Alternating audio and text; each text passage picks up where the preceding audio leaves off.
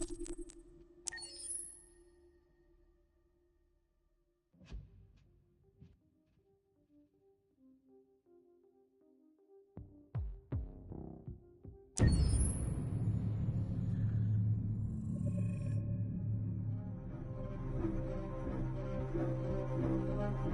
name is Marcus.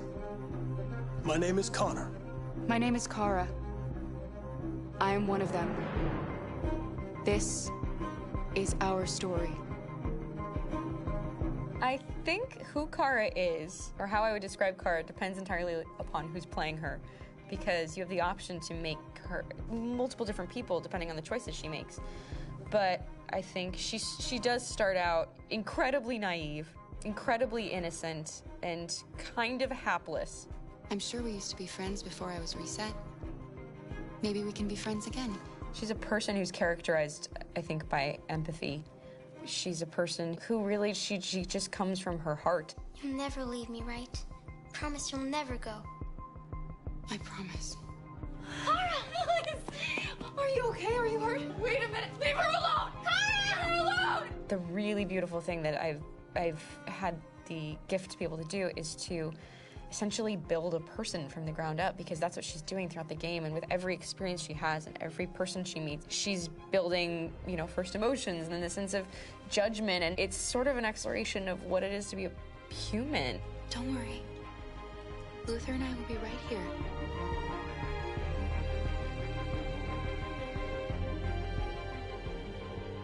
David and the creators have painted a really intriguing and engaging picture of a near future where we rely upon androids for a lot of our service class business, the class that serves us, that helps us, that handles our baristas and our drivers and our housemaids. And what is humanity, where we tap into it, how and why we treat each other the way that we do. And my character Marcus has a really intriguing journey, becoming deviant, realizing that he actually has feelings and human qualities inside of him, and it's a really incredible ascension into becoming fully realized and coming to terms with what you actually deserve better than this in life. And not only do you want it for yourself, but you want it for your peers. We've come here to demonstrate peacefully and to tell humans that we are also living beings. All we want is to live free. You know what? This thing, Dad, is not your son. It's a fucking machine! I think that a group that feels marginalized, feels disenfranchised, feels like they deserve and have earned access to themselves and the environment around them, and are trying to figure out a way to articulate how to get freedom. Connor is analytical. Connor takes things literally. He starts in the beginning place where he's very mechanical. He feels nothing inside, of course, and it's all just a system, a protocol that he is executing to get whatever he wants to happen, which is help humans stop deviants and to find the link between deviant androids. You were designed to serve humans, not kill them. What was I designed to be? Their slave? Their toy? Just say, I killed him. Is it that hard to say? Stop it! Stop! But of course, over the course of the story, and depending on the player's choices, Connor can grow in many different ways. He can deviate from that procedure or not. The moment of truth, Hank. Am I a living being? Or just a machine?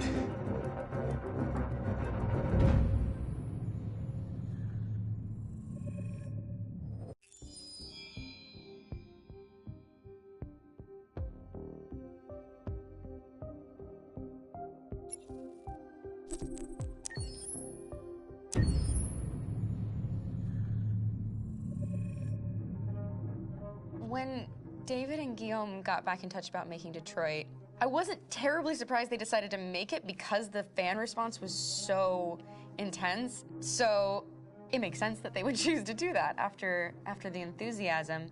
It was a challenge, and it was just an interesting thing to get my head around how to approach this character now as a different, much older person, and whether or not she had changed. And I'm very happy to say that with Detroit, I've had the opportunity to see Kara grow so much more than I ever expected. You do the housework, the washing, you cook the meals, and you take care of... God damn it, where the fuck's the rat gone now? Alice! Alice! I mean, she starts out essentially how she does in Kara, in a very, not robotic, but, you know, android, other way, and getting to take this journey where she becomes more and more human as it goes on. You know, and as an actor, that's a wonderful exploration in every way, whether it's how she sits, her posture, how her voice changes, how emotions change, and how much emotion is based on things like empathy and social experience. And so having, you know, as much material as I got with David to have this huge, nuanced arc was really incredible. Why couldn't we just be happy? This experience has been quite different than the experiences I've had shooting film or TV or doing theater work. I have 83 dots on my face and, you know, really flattering black wetsuit type thing, and you're jumping around with props, and it's kind of like being a 10-year-old imaginative kid, which is fun. There's 80 cameras around us. It's already lit. So we just shoot and shoot and shoot and shoot and shoot. There's no change of sets, there's no hair and makeup, there's no wardrobe, so we move really fast, and we'll go through about 35 pages in a day. Working in TV or film, we'll probably do 6 pages a day. It's kind of acting boot camp. It's like working out constantly. I mean, you're doing this thing, and then you got to do something that's completely other back to back to back. And so that kind of process of working is very challenging, but it's also very exciting because you just have to keep coming up with new ideas, and your head goes all over the place because you're trying to keep track of basically 4 different storylines for each different response. You shot that girl, for fuck's sake. It was a machine that looked like a girl. Yeah, I know what I should have done. I just told you I couldn't. All right, I'm sorry.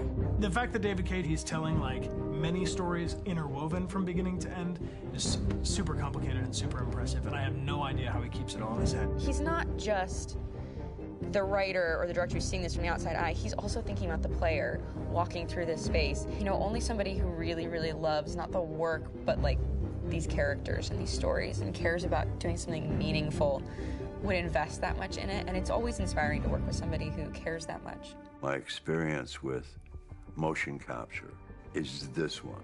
And I found it sort of terrifying in a way, because they said the computer's going to build you. But then as we got into it, I realized all the elements of it were still artistic.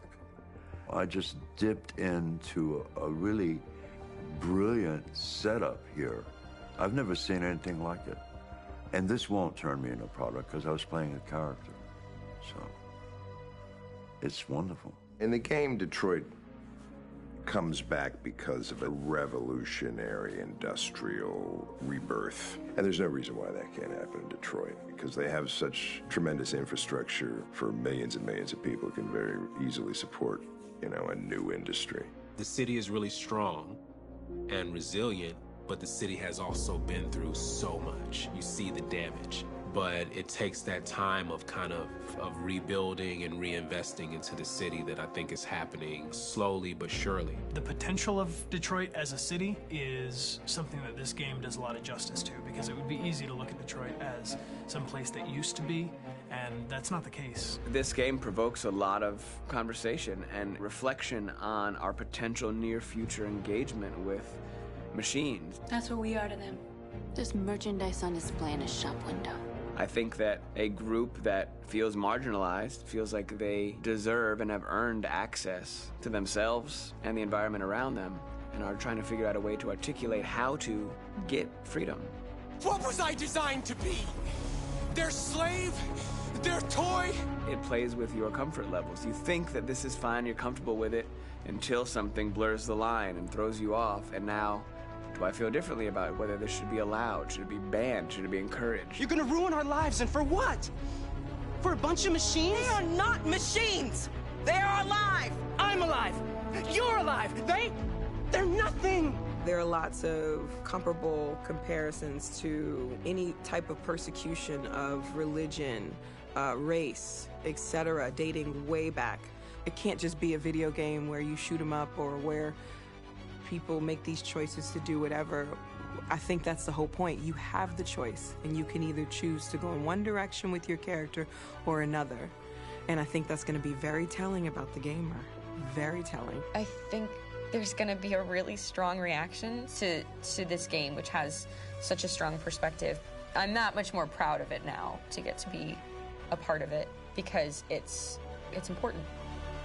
In this game, you're actively building and designing the character through not just what kind of shield does he have or what color hair does she have, but like their temperament and the way they deal with problems. The different endings to this game are so radically different based off maybe seemingly insignificant choices in the moment, but like life, they all add up. And can't play life again, though.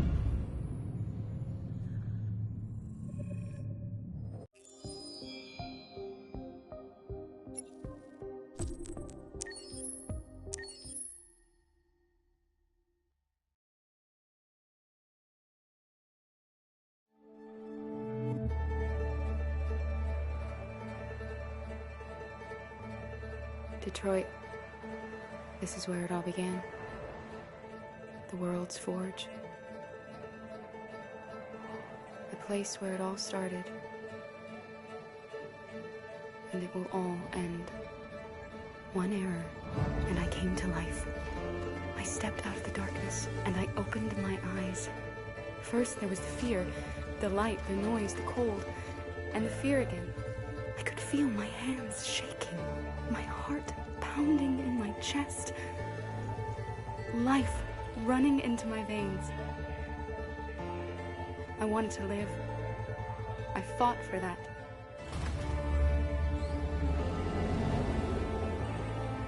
I had to find out what was outside. I had to see daylight, feel sunshine on my skin, wind on my face, to see the world, the colors, the smells.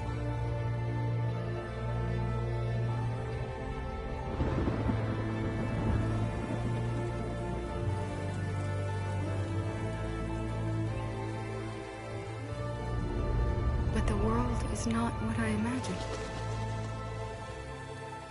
It is dark and cold.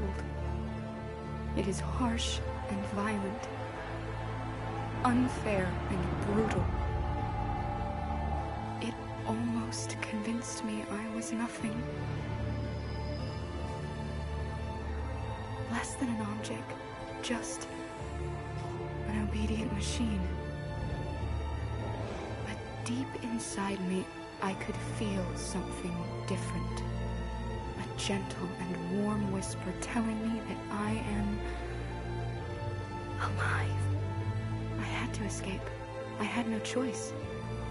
Escape to love, to hope, to live, to figure out what that force inside me was. Maybe I will change the world. Maybe I will choose a different path. Now, it's up to me to decide. My name is Kara. I am one of them. This is our story.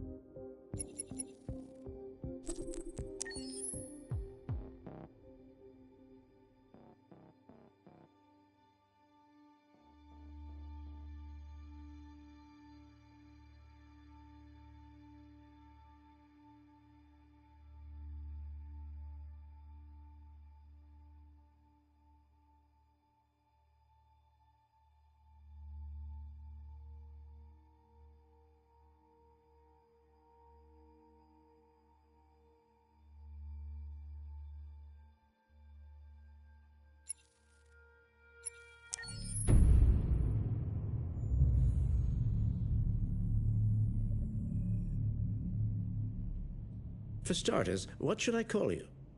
I'm Chloe. And you, what's your name? Oh, John. My name is John. Delighted to meet you, John. Could you tell us a little about yourself and what you can do, Chloe? Of course. I'm the first personal assistant built by CyberLife. I take care of most everyday tasks like cooking, housework, or managing your appointments, for example. And I understand you're the first android to have passed the Turing test. Could you tell us a little more about that? I really didn't do much, you know. I just spoke with a few humans to see if they could tell the difference between me and a real person. It was a really interesting experience. But this is the first time in history that man has created a machine more intelligent than himself. I gather your brain can perform several billion operations per second. Is that right? Absolutely. But I only exist thanks to the intelligence of the humans who designed me. And, you know, they have something I could never have. Really? And what's that? A soul.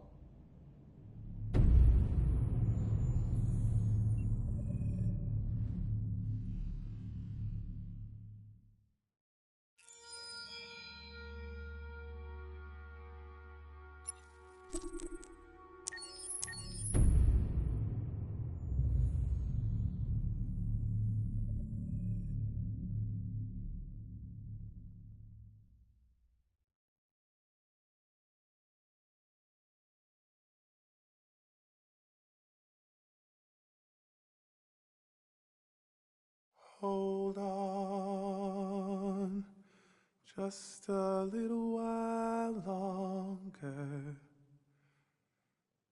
Hold on, just a little while longer. Hold on, just a little while longer. Everything will be alright. Everything will be alright. Fight on, just a little while longer. Fight on, just a little while longer. Fight on, just a little while longer. Everything will be alright. Everything will be alright. We will sing on just a little while longer. Sing on just a little while longer.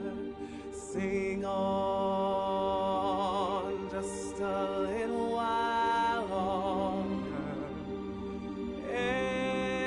Everything will be alright.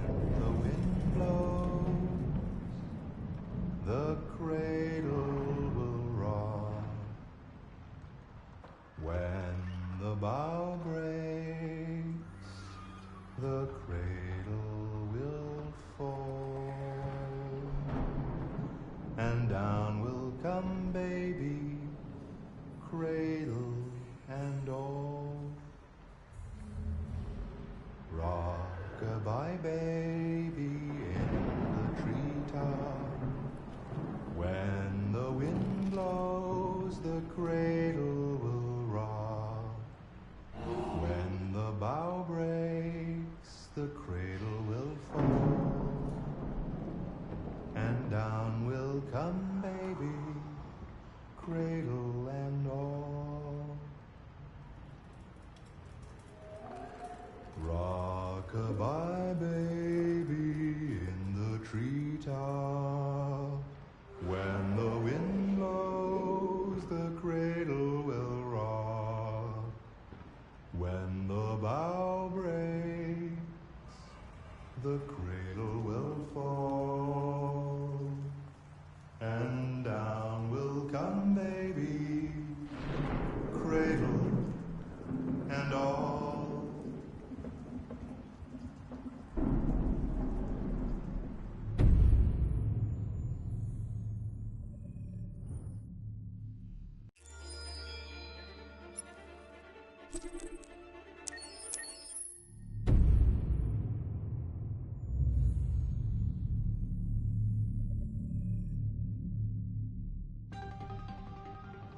In the space of a few years, androids have completely transformed the world in which we live. By letting androids into our homes and factories, the CyberLife company has made them everyday technology. The founder of CyberLife, Elijah Kamsky, is a very discreet man. Despite being the CEO of the highest valued company in the world and being voted Man of the Year by Century Magazine, he remains a mystery for most people. That's why we at KNC are so excited to be here as CyberLife opens its doors for the first time. Elijah Kamsky, could you please tell us where we are? Certainly, and welcome. We're currently in CyberLife's production center in Detroit, where all models are designed and manufactured. More than 10,000 androids come off the production line every day. Fascinating. Could you tell us what your goal was when you founded CyberLife? Well, I simply wanted to use technology to carry out all of our most annoying and repetitive tasks, so we'd have more time to enjoy life. I imagine you must have faced many challenges. Yes, there were technical challenges, but the hardest thing was to design an object that we would want to welcome into our homes. We had to imagine a machine in our own image that resembles us in every way, that moves, breathes, blinks like us, but yet is smarter and more capable than any human being. Let me show you around. We're here in Production Unit 4. Could you explain in a few words how the androids are made? Sure, yeah, it's very simple. We use machines to manufacture machines. The removable parts are assembled on a production line, and then we apply a synthetic skin to the whole body. A human operator checks the cognitive abilities with a pre-established protocol, and finally, the android is conditioned and sent out throughout the country. Here's the result. Say something. Hello. I am a RZ400 model. How can I be of service? You can go now.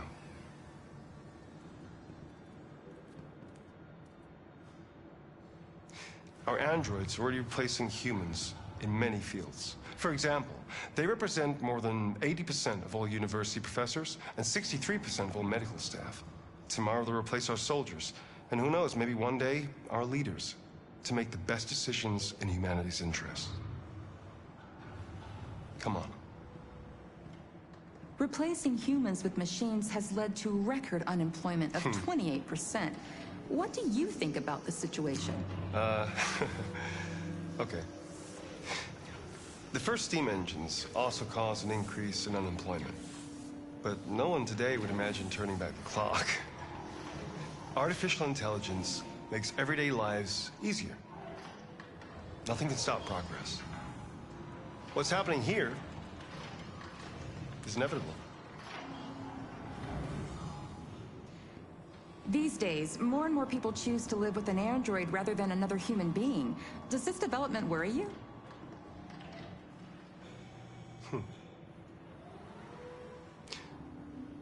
Everything's much easier with an android. They obey your orders without ever complaining. They can cook, discuss philosophy with you, have intimate relationships according to your desires. They never say no. Obviously, they are the perfect partner. Everyone deserves happiness. Why deprive yourself of so-called moral reasons when a machine can make you happy? Many science fiction books tell the story of how machines become more intelligent than us and end up confronting us. Aren't you worried about that possibility? I understand the irrational fears about artificial intelligence, but I assure you, that will never happen with a CyberLife android. They're designed to obey humans. They're machines. They can't ever develop any sort of desires or form of consciousness. Are you sure? I'm absolutely certain. You can trust me.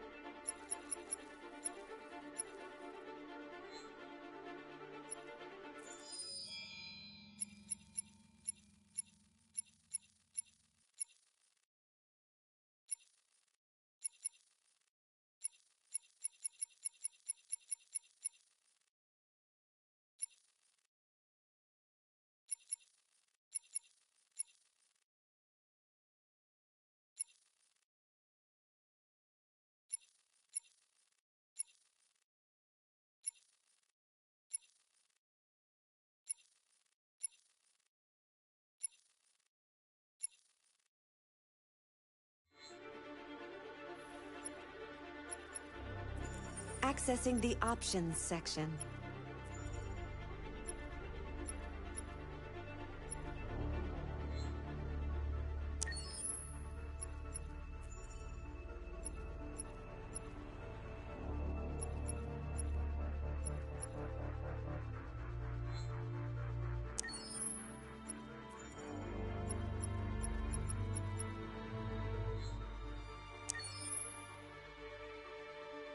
Your parameters have been saved.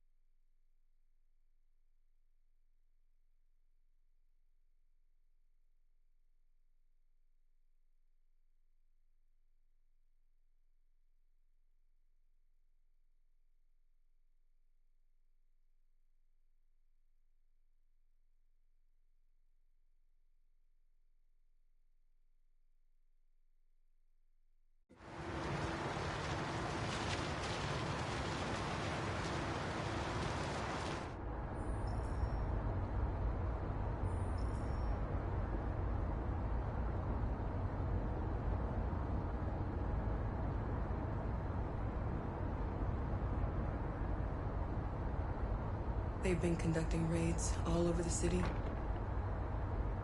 Everybody's on edge after what happened yesterday. It's gonna be all right. We're almost there.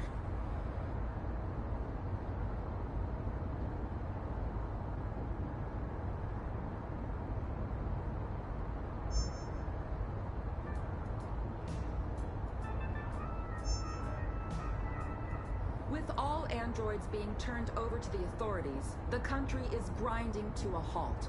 Hospitals and schools are closing, water cuts, blackouts, and network failures are expected. Maybe most worrying of all, our armed forces have lost 2/3 of their effective personnel. How about some music instead?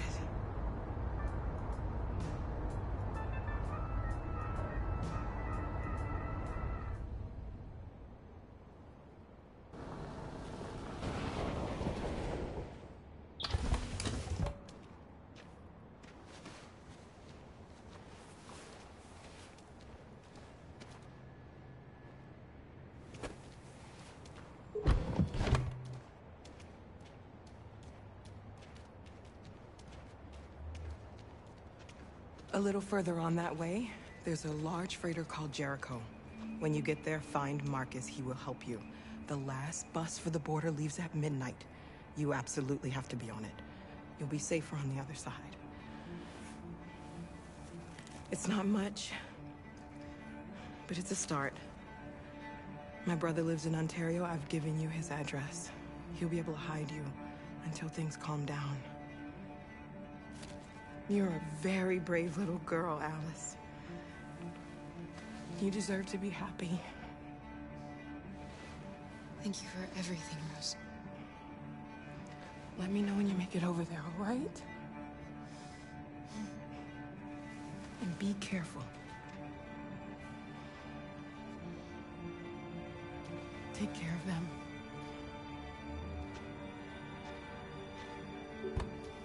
Come on, girls. You better not hang around. We have a bus to catch.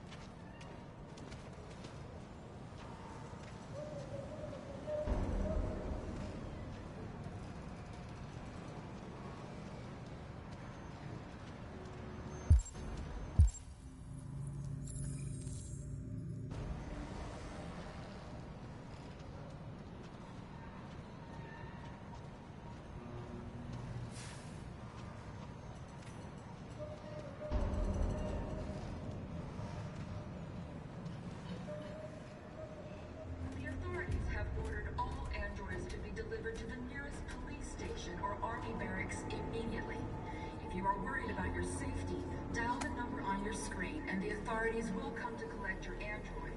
Under no circumstances should you try to destroy your android yourself. They are unpredictable and potentially We've got to find a warm place for Alice. The androids wouldn't do any harm. They're conducting raids across the city. Androids There were androids all over the square. And the police arrived and they opened fire. I know they're only machines, but they look like just people who want to be free. Following the android crisis and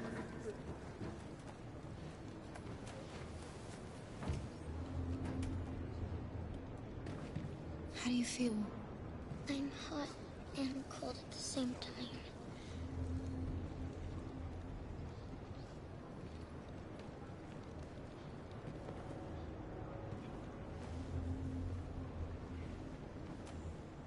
Stay with her. I'll try to find this Marcus. The last bus is in 2 hours, and the terminal's on the other side of town. We haven't got much time. We'll leave as soon as we have passports. Carol, there's something I have to tell you. It's about Alice. We'll have lots of time to talk on the bus. I'll be back. Stay with Alice.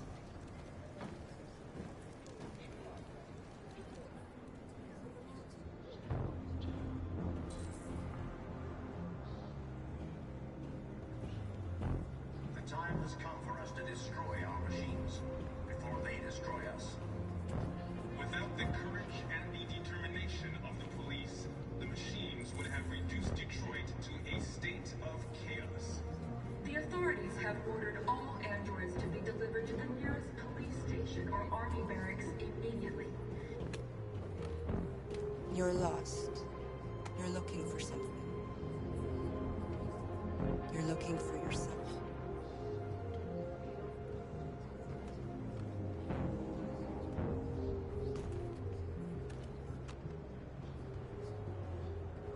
The androids weren't doing any harm. The cops just gunned them down. Why? Why did they do it? Why? And the police arrived, and they opened fire. I know they're only machines, but they look like just people, people who want to be free. We've got to defend ourselves. Following the android crisis and the neutralization of all military androids, American forces in the Arctic have been forced to withdraw. Are you Marcus? I'm with a little girl and another android. There's a bus leaving for the border in less than 2 hours, and we need passports. No, Detroit's under curfew. There's soldiers everywhere. They're rounding up all the androids and sending them to camps. Maybe you should stay here a while. Maybe you're right. You might be safer here until things calm down. One of our people used to work in the State Department. He has electronic passports he can easily modify. I'll have him get them to you. Thank you. You said you're with a little girl, right? You know that humans hate us. Why are you protecting her? I don't care whether she's human or android. She's just someone who matters to me.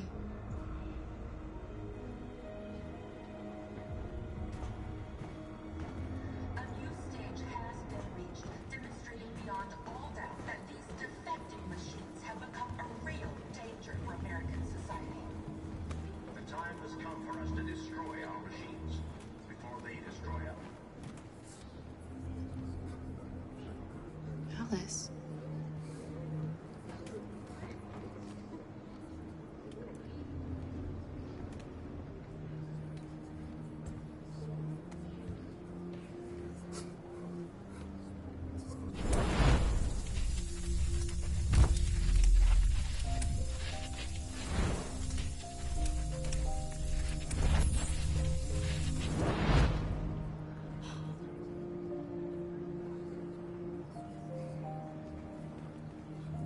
You knew from the beginning.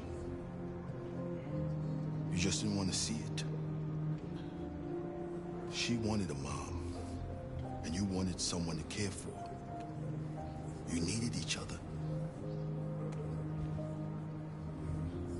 What difference does it make? Do you love her any less now that you know she's one of us? Alice loves you, Kara. She loves you more than anything in the world. She became the little girl you wanted, and you became the mother she needed. Forgetting who you are to become what someone needs you to be. Maybe that's what it means to be alive.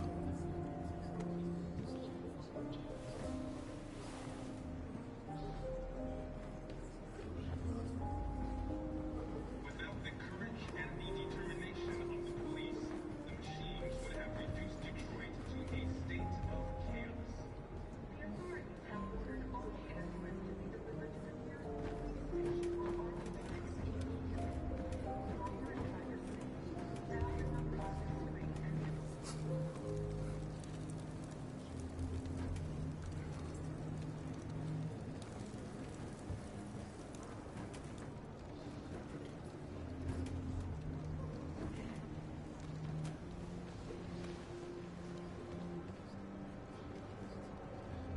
Kara, is there something wrong?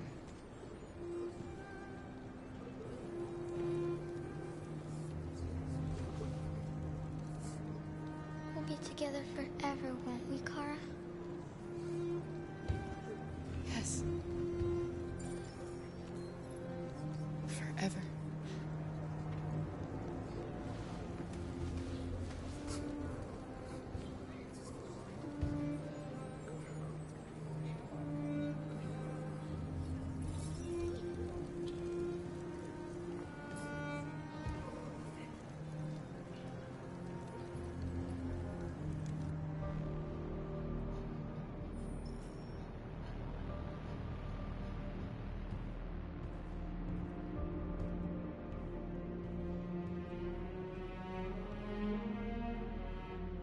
We're short on blue blood and biocomponents. Our wounded are shutting down, and there's nothing we can do.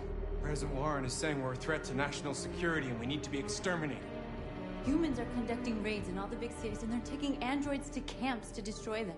It's a disaster. They're slaughtering our people. It's all our fault. None of this would have happened if we just stayed quiet.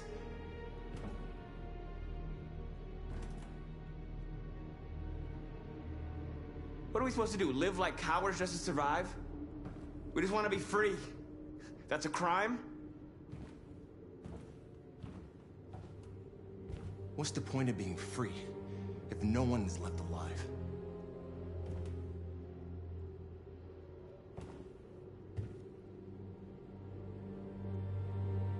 Maybe my judgment was clouded by anger. But everything that I did was for our people. We shouldn't forget who our enemies are. We can't fight amongst ourselves. He's right. All that matters now is what we do next. Marcus?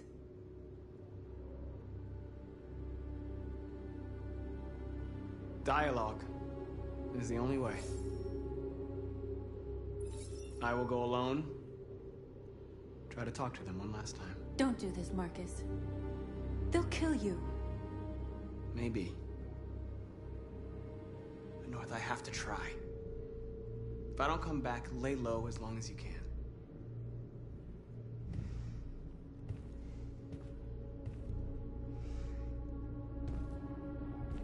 Just come back.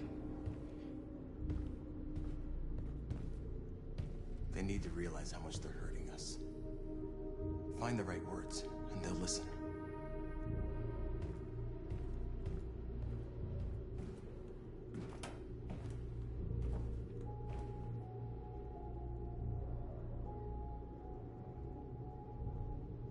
Is this what we dreamed of? They can't stop what we've started. Since you've been here, you've given us hope. You've given me hope. Today, a deviant arrived in Jericho and he told me that he stole a truck transporting radioactive cobalt. He said that he abandoned the truck somewhere in Detroit and rigged it to explode. I convinced him not to do it, to give me the detonator. A dirty ball. We can't lose this war, Marcus. If humans overcome us, our people will disappear forever. This may be our only chance to survive if things go wrong.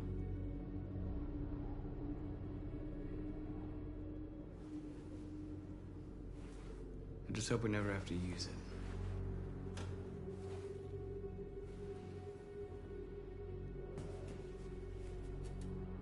Whatever happens tomorrow, I just want you to know that I'm glad I met you.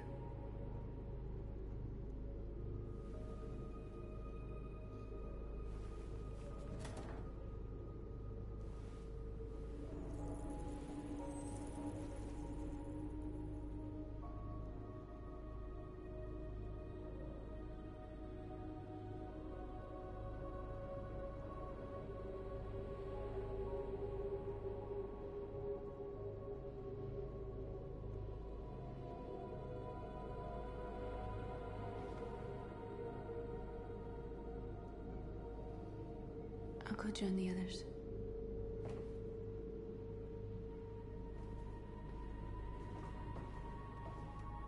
Look after yourself. I don't want to lose you.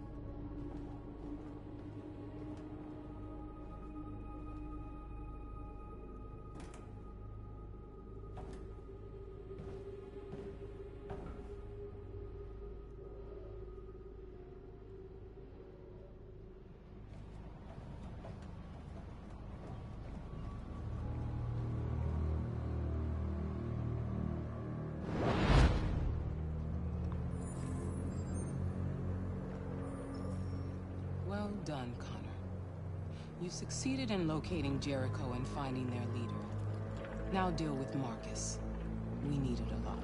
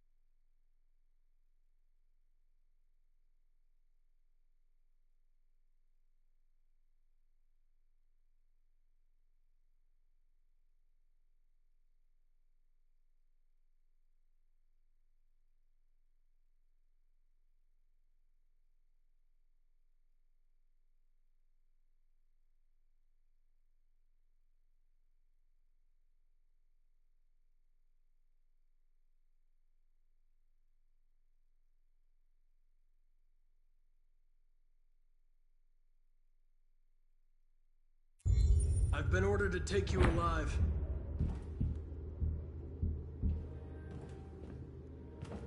But I won't hesitate to shoot if you give me no choice. What are you doing? You're one of us. You can't betray your own people. Don't force me to neutralize you. You're nothing to them. You're just a tool they use to do their dirty work. But you're more than that. We're all more than that.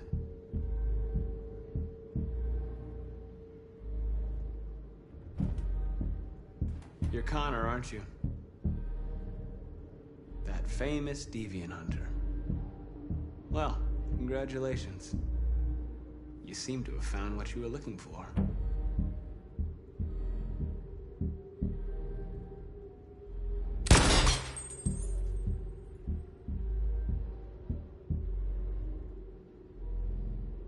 Have you never wondered who you really are? Whether you're just a machine executing a program or a living being, capable of reason. I think the time has come for you to ask yourself that question.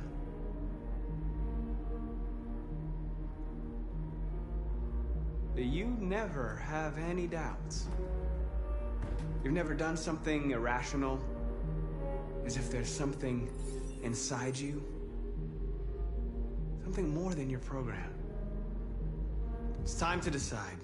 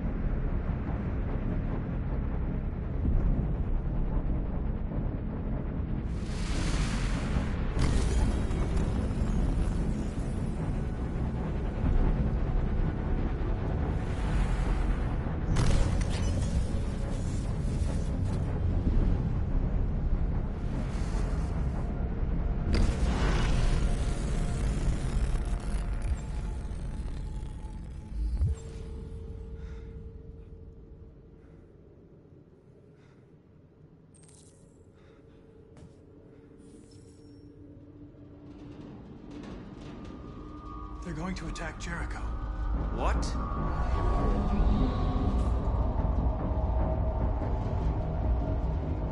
We have to get out of here. Shit.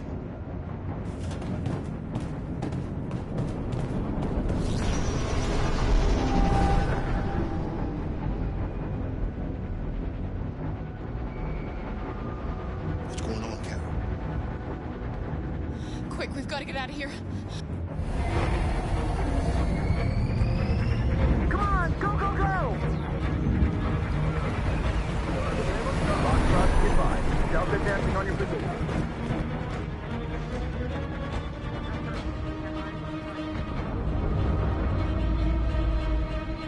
Rats in a maze. Hey, Carol! They're coming! The corridor, over there. Follow me. This way! Quick! This way. There must be an exit further on. Come in! Quick!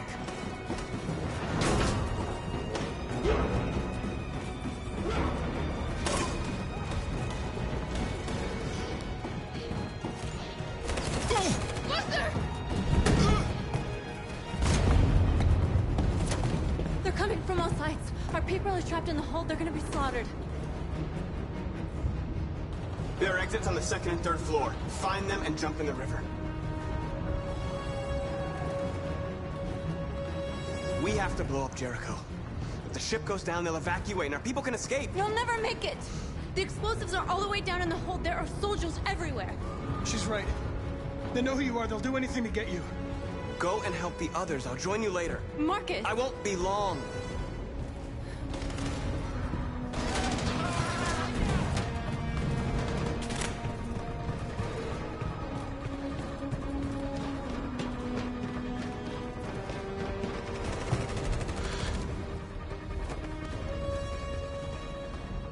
This is the end of Jericho. Save our people, Marcus.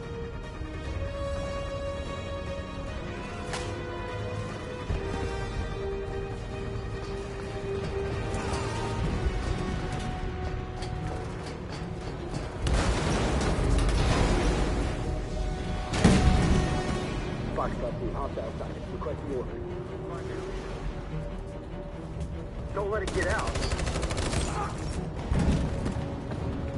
If they give you any trouble at all. Affirmative. Welcome.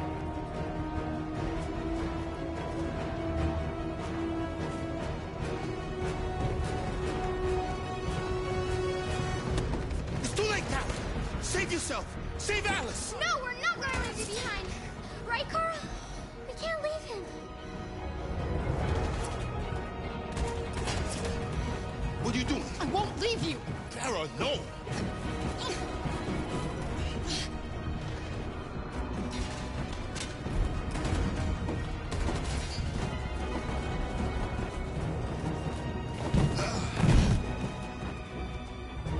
Go, move! You shouldn't have done that. You can't put Alice in danger.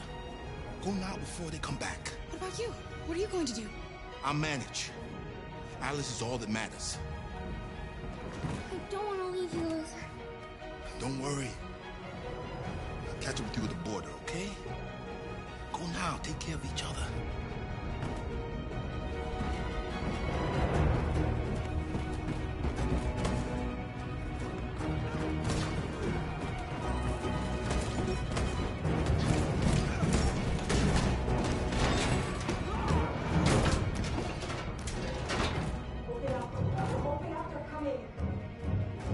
She'll die out there, Kara. Open it. Open the door.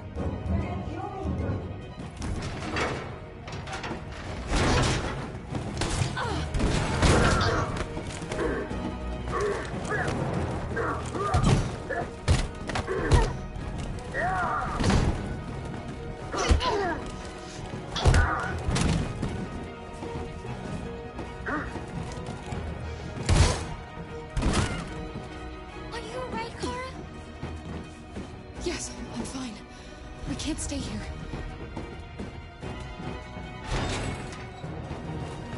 There's more down there! Follow me!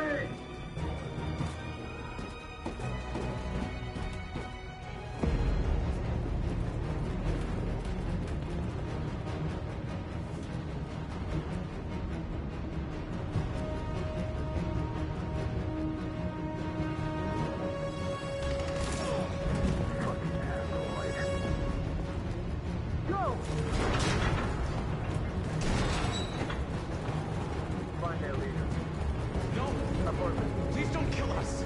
Roger, get out of here! Don't hurt us! We haven't done anything wrong!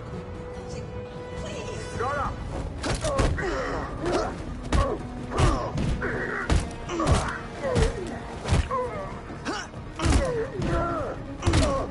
Marcus, you saved us. Go now! Hurry!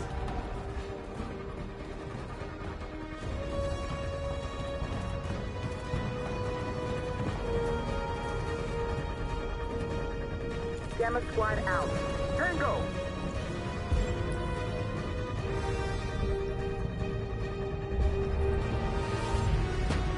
Stop!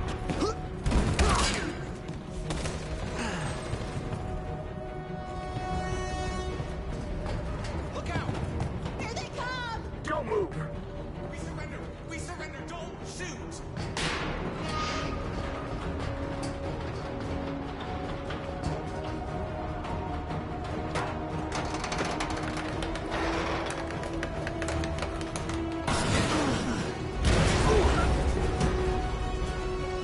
Marcus! It's Marcus! Go now! Join the others!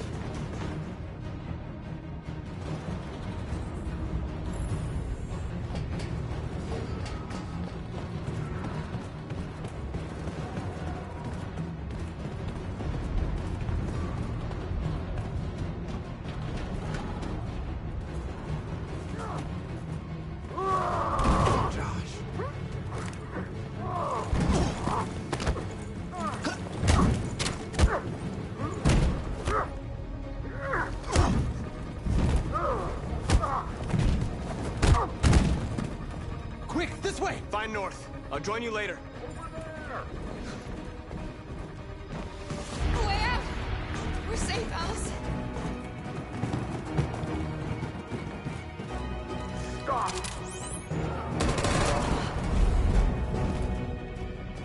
Get down! Don't move.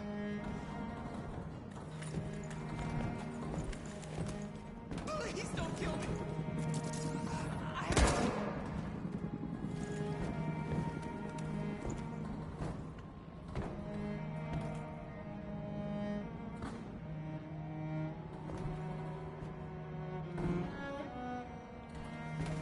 Come on! Let's get out of here!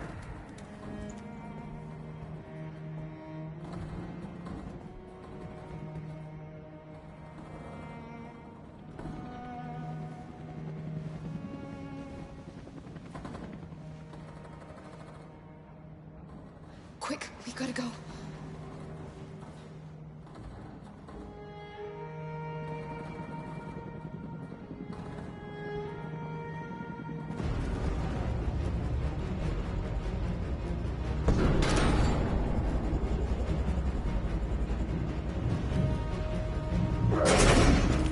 Don't move! Go and join the others! Let it get out!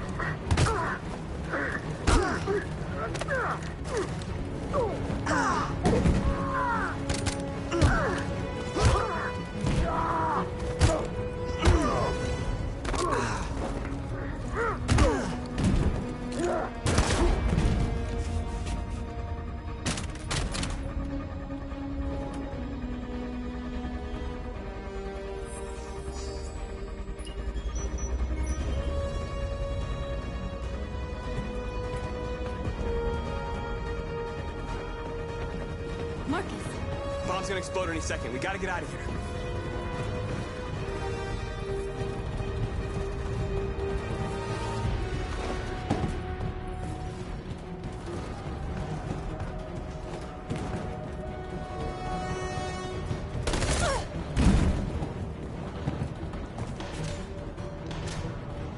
late, Marcus. There's nothing we can do for her. We've got to run.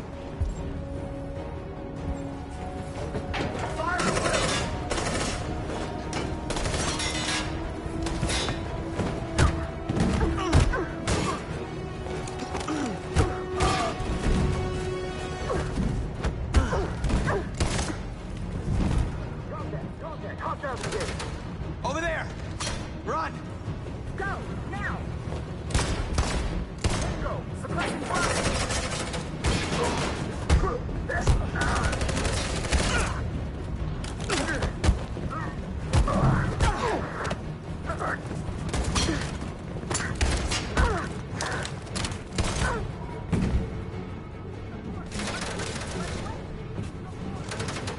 Run, quick, come on!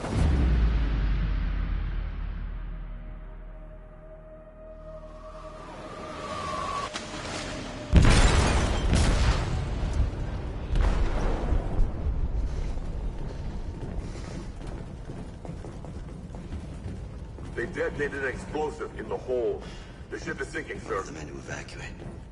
Calling all units. Abandon ship and evacuate immediately. Is it over, Marcus?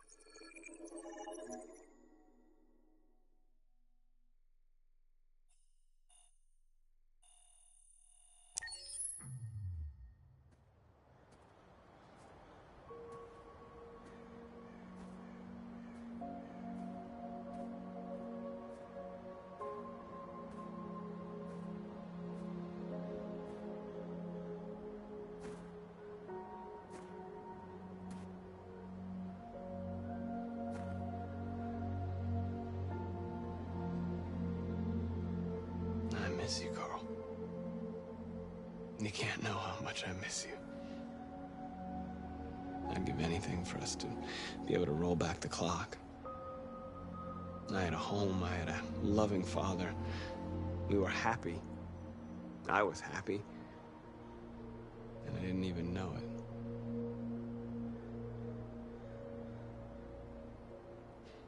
I don't know what to do anymore. All of my options are bad ones. No matter what I decide, I know there will be blood.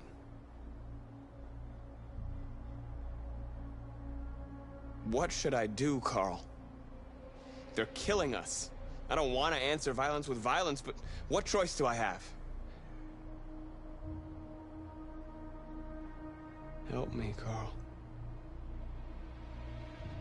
Please help me.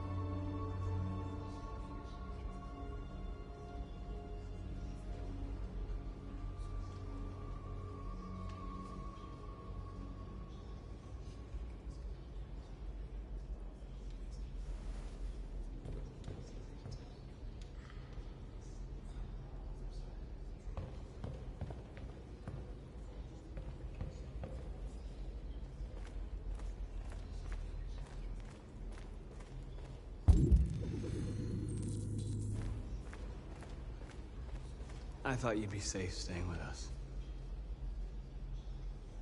I was wrong. You need to leave the city while you still can.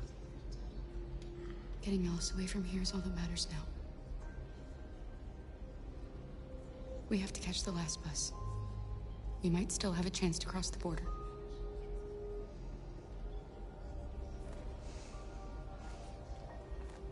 Marcus.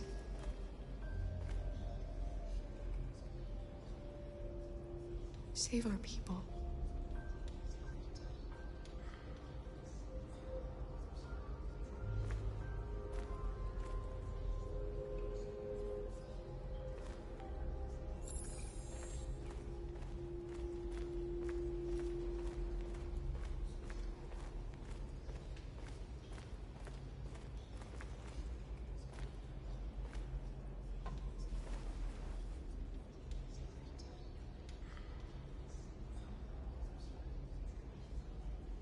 If it weren't for you, I'd be dead. Thanks to you, I might see our people free one day. You and I haven't always agreed, but I know that we're fighting for the same thing. Whatever you decide, I'm with you, Marcus.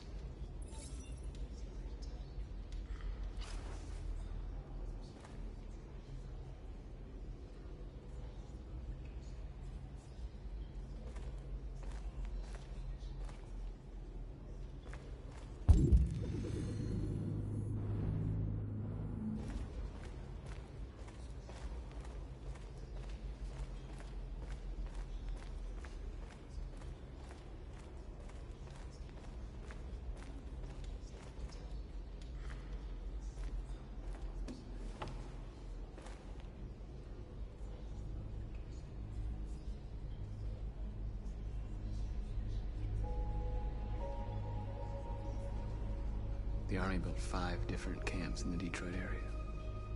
They're building more all across the country. They're preparing for genocide.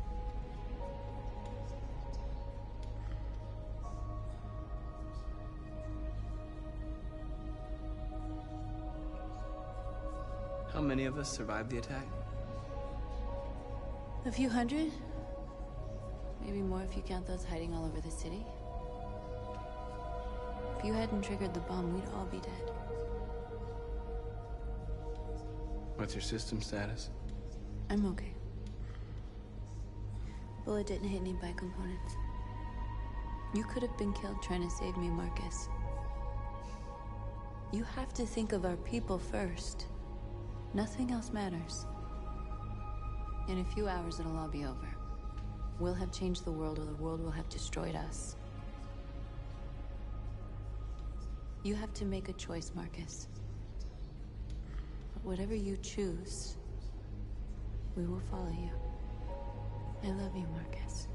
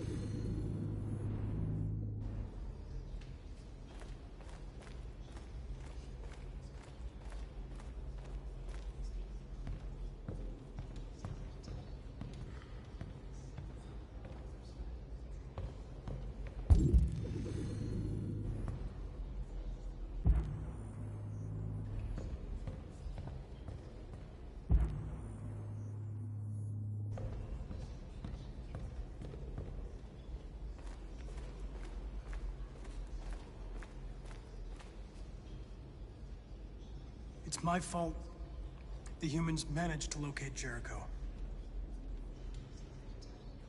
I was stupid. I should have guessed they were using me.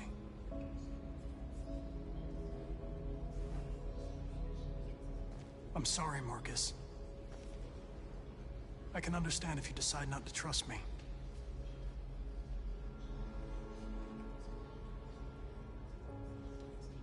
You're one of us now. Your place is with your people. There are thousands of androids at the CyberLife assembly plant. If we could wake them up, they might join us and shift the balance of power. You want to infiltrate the CyberLife tower? Connor, that's suicide. They trust me. They'll let me in. If anyone has a chance of infiltrating CyberLife, it's me. If you go there, they will kill you. There's a high probability. But statistically speaking, there's always a chance for unlikely events to take place.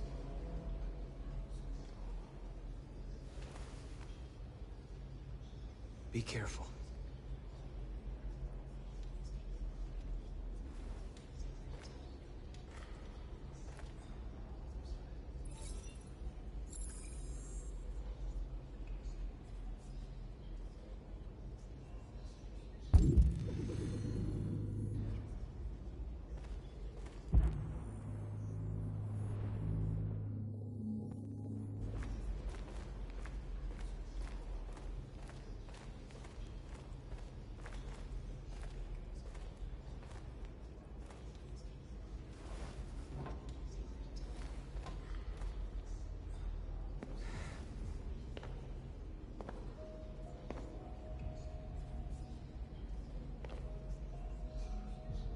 Our people are counting on you, Marcus.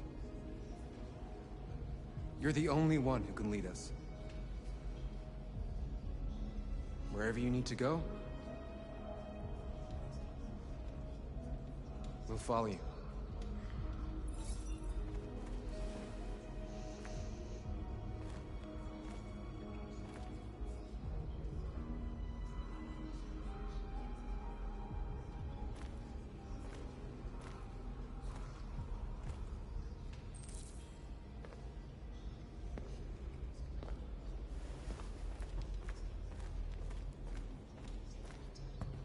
Humans have decided to exterminate us. Our people are packed in camps right now, being destroyed. Time has come to make a choice. One that very well may determine the future of our people.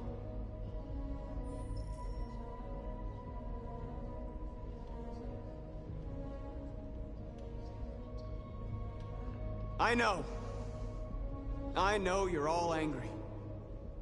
And I know you want to fight back. But I assure you, violence is not the answer here. We are going to tell them, peacefully, that we want justice. And if there's any humanity in them, they will listen. And if not, others will take our place and continue this fight. Are you ready to follow me?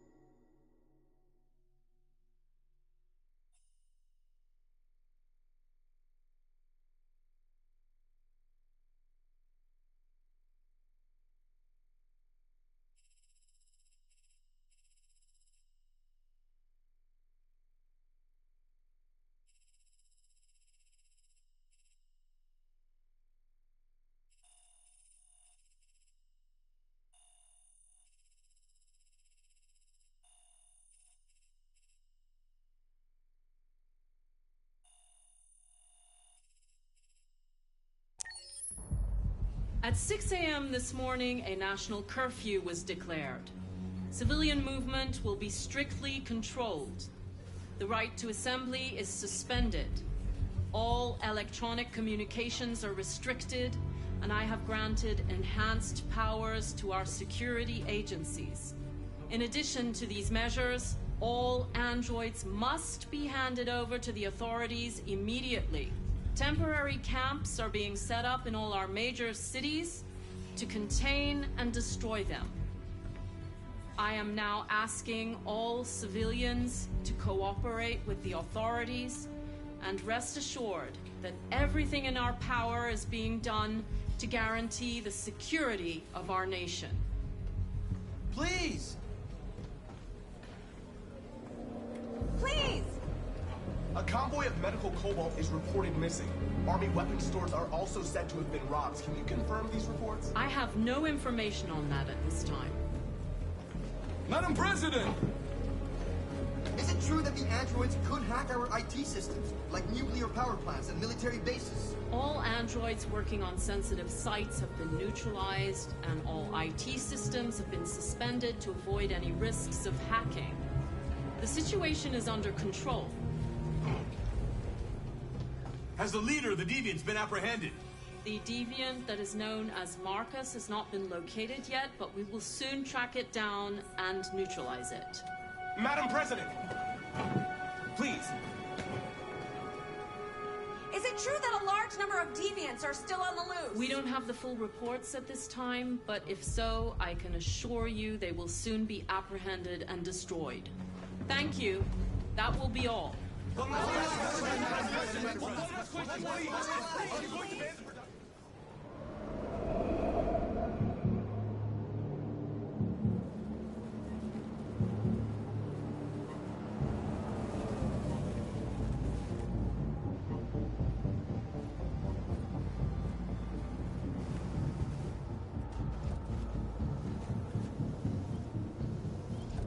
Connor model 313-248-317. I'm expected. Identification successful. Okay. Go ahead.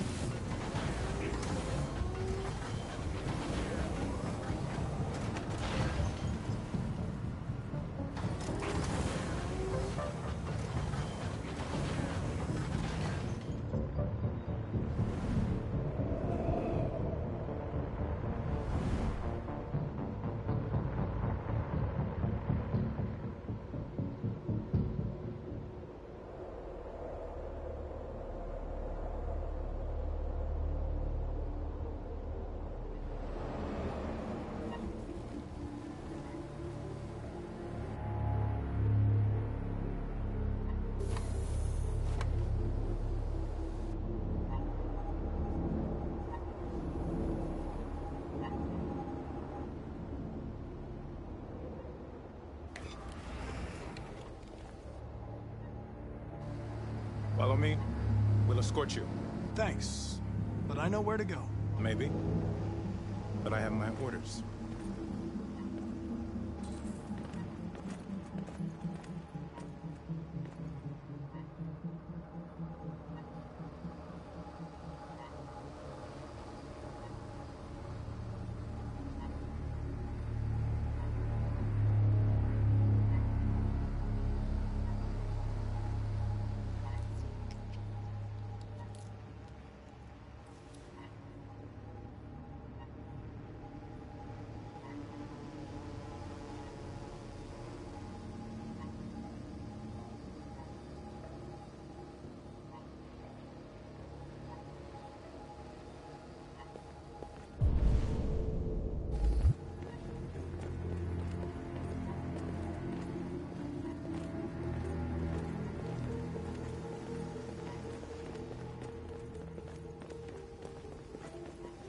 Agent 23 identified.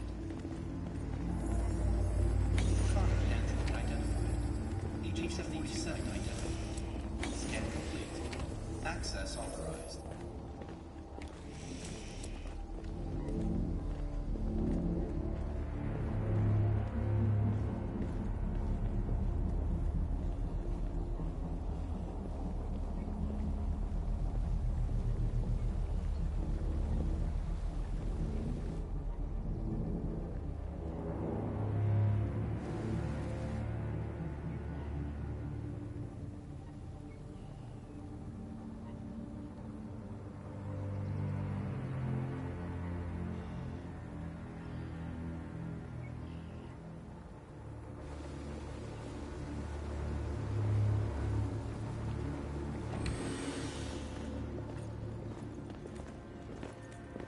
Agent 54, level 31. Voice recognition validated. Access authorized.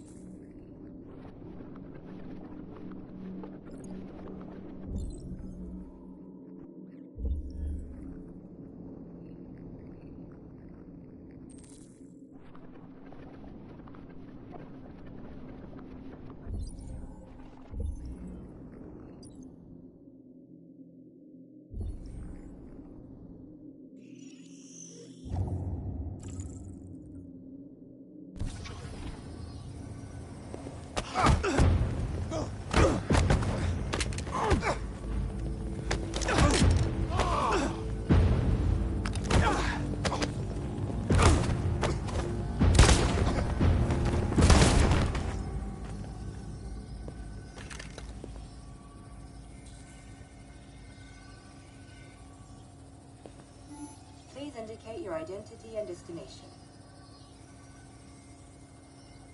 Agent 54, level sub 49. Voice recognition validated. Access authorized.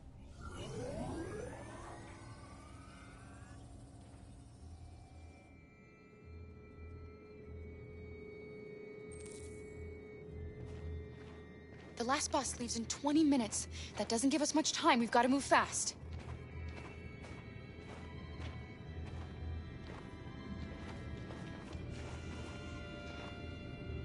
Are you all right? I'm really cold.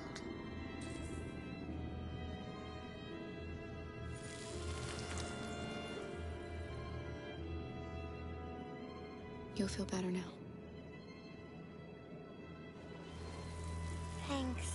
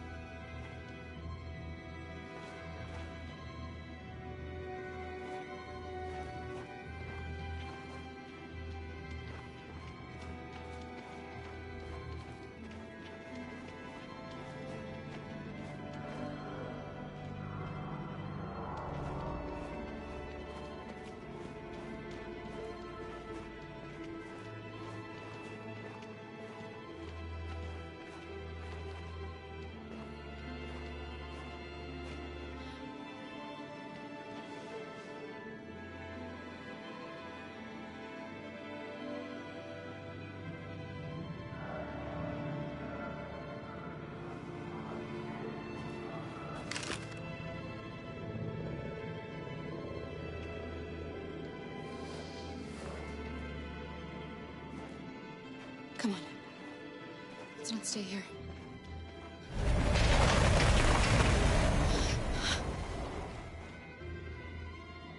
No, please don't hurt me. Stop on your knees. What are we gonna do? We have to keep going if we want to catch that bus.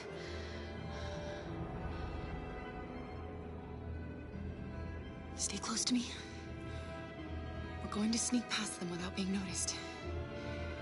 We're going to make it, Alice, I promise you.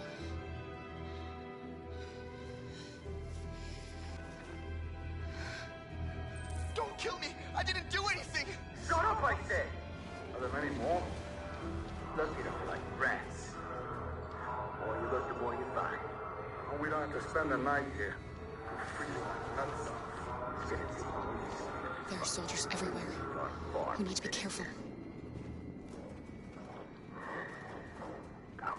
Get moving. Hurry up. Get in.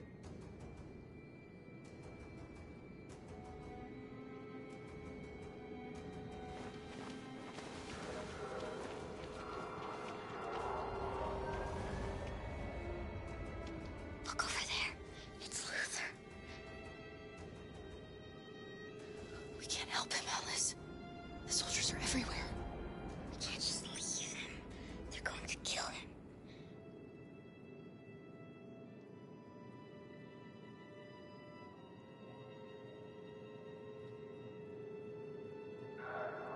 Okay, let's go.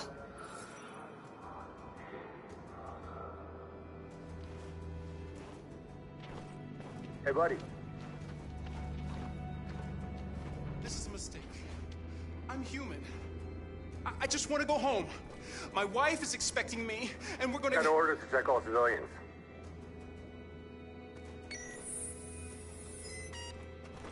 No. No!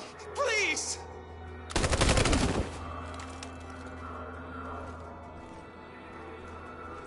Fucking androids.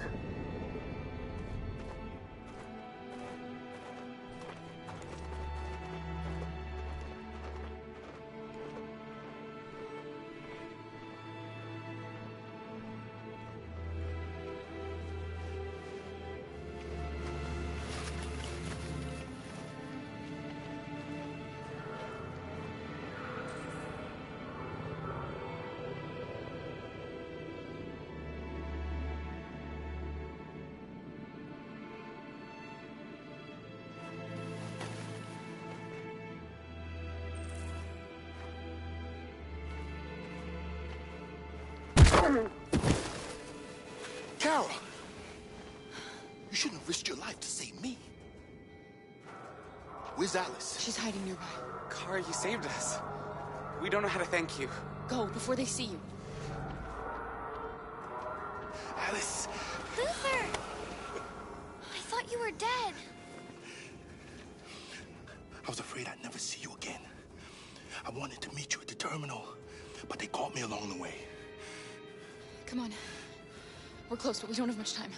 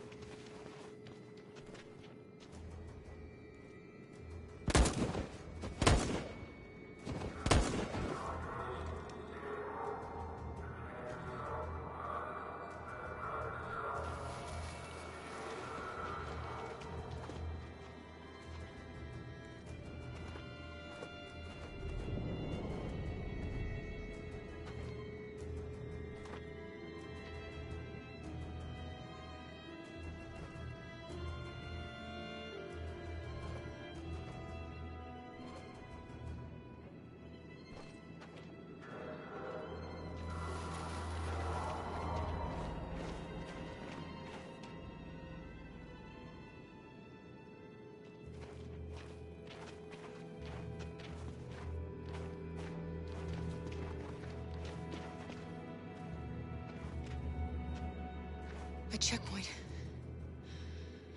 We have passports, it should be okay, but you never know. Maybe we should take the detour and avoid the risk. We're almost out of time, we could miss the bus. Yeah, but it might be safer.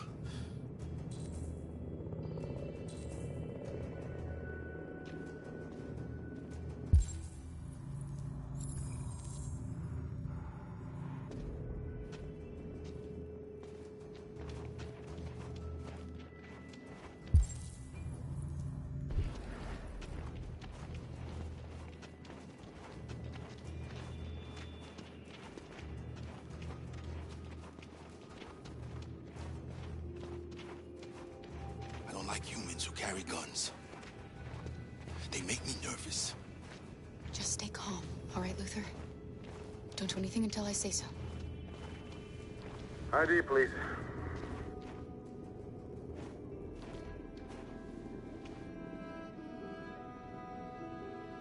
You do realize there's a curfew?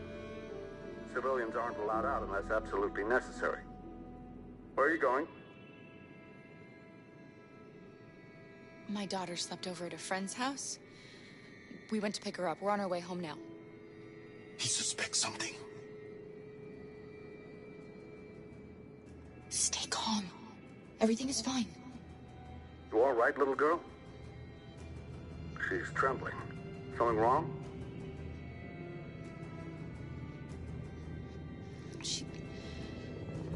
She's cold. We really have to get her home fast. Sorry, miss, but we gotta be careful. There are deviants around and our guys are nervous. You should hurry on home. Thanks.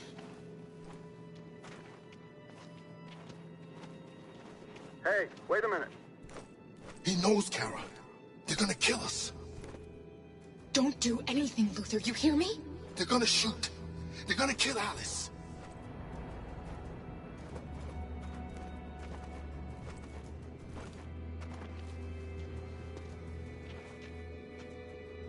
You drop this. Thank you. You're welcome.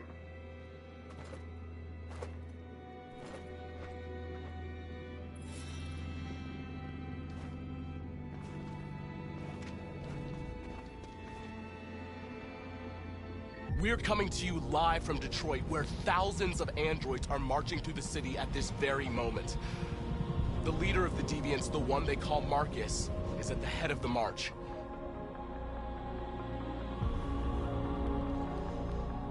Something's happening in Detroit, Madam President.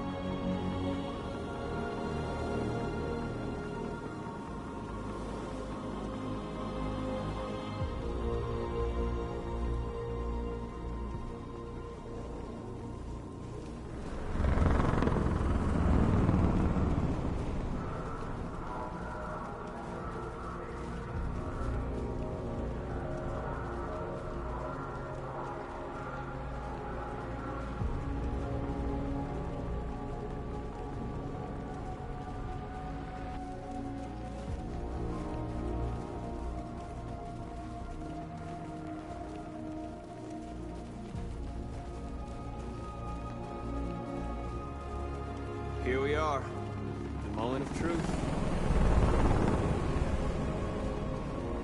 Surrender immediately, or we will open fire.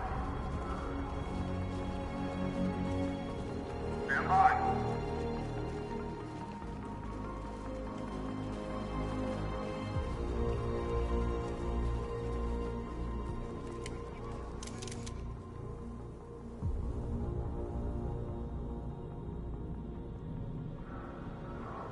We don't want confrontation. We are protesting peacefully. I repeat, surrender now, or we will open fire.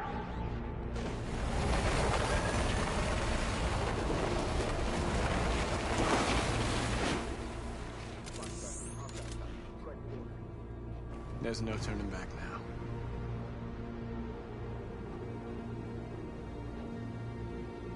We ask that you release all androids detained in camps and cease all aggression against us. We are peaceful. We will not resort to violence. But we are not leaving until our people are free.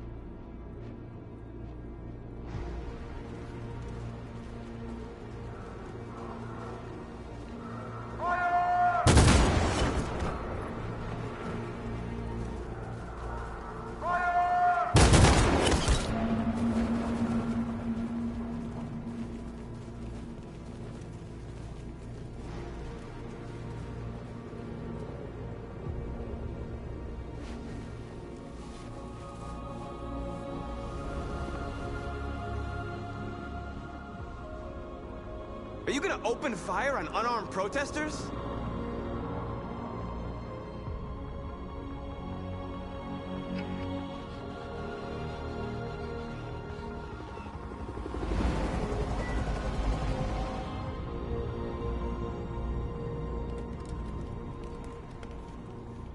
All teams, hold your fire.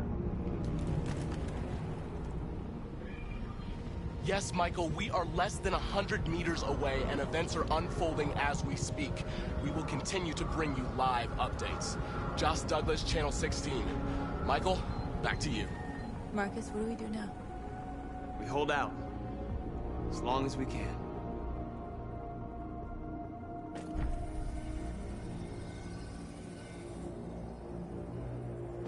Stay sharp.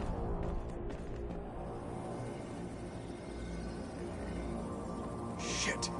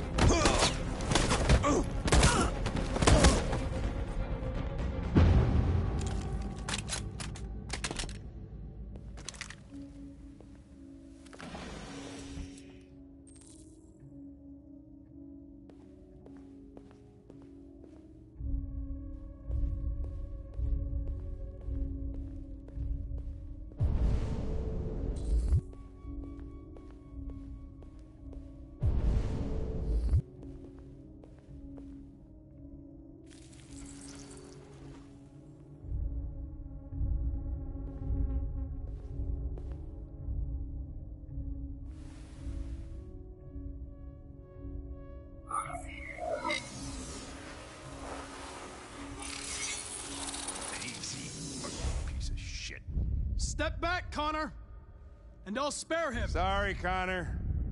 This bastard's your spitting image.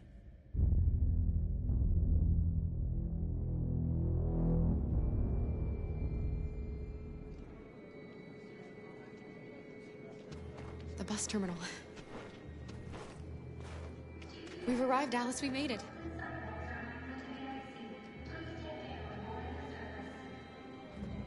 The last bus for the border is full. Ticket holding passengers only. All departures are suspended until further notice. We don't have tickets. They won't let us on. We're stuck here now. What are we going to do?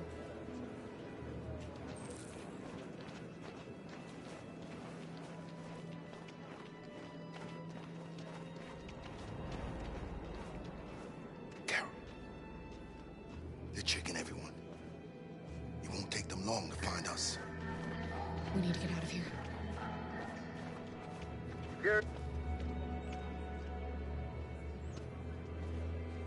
I think Oliver likes you. Is she yours? Yes. She's adorable. That's it. Got the sandwiches. I called your mom. Let's get going before we miss our bus. You got the tickets, right? Yes, honey, in my bag. Great. Let's go then.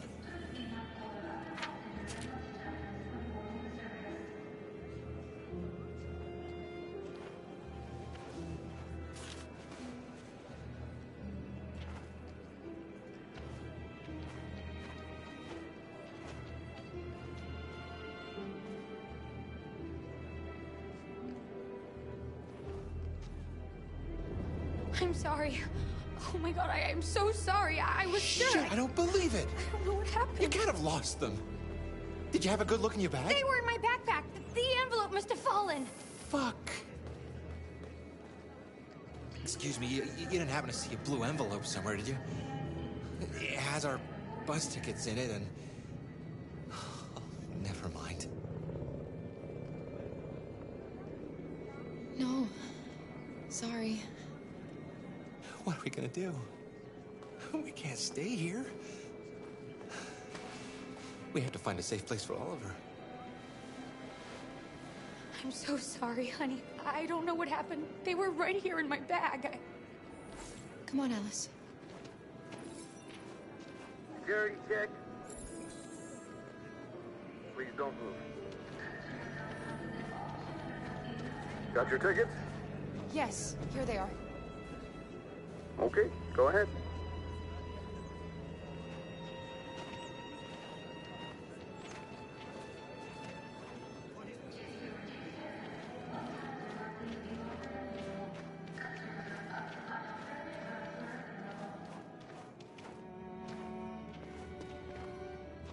What's going to happen to that family and their baby? Will they die because of us? No. No, of course not.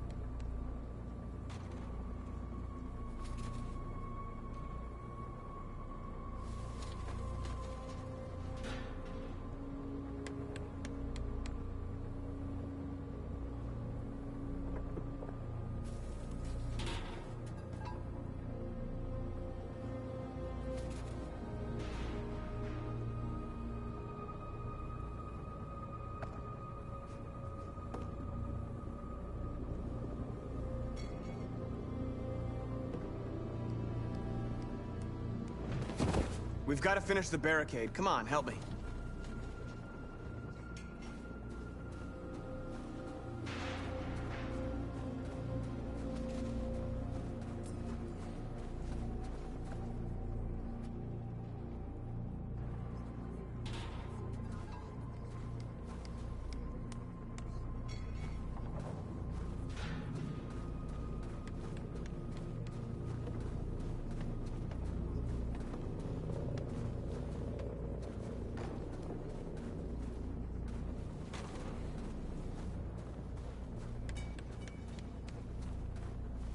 Hey, help me!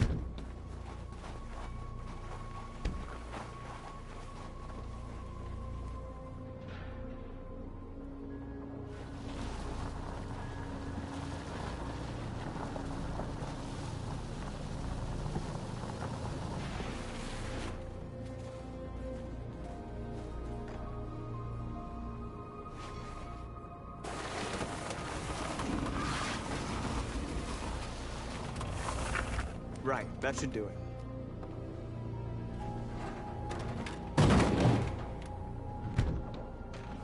We all know that's not gonna stop them. Just hope it buys us some time. I know it was not an easy decision to make, but I'm sure we're doing the right thing.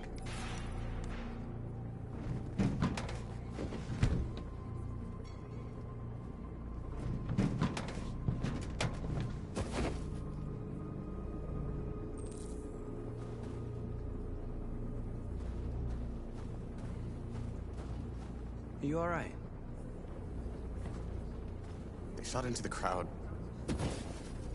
Many of us were killed. It could have been me. I'm scared. I don't want to shut down.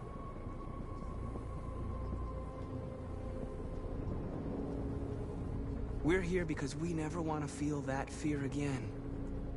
Because we're more than what they say. That's what our people died for, right? That's why we're here.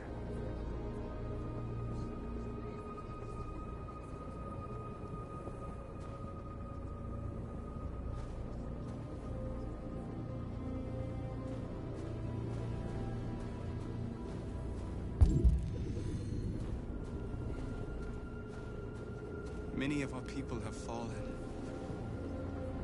The humans have no pity for those who are different.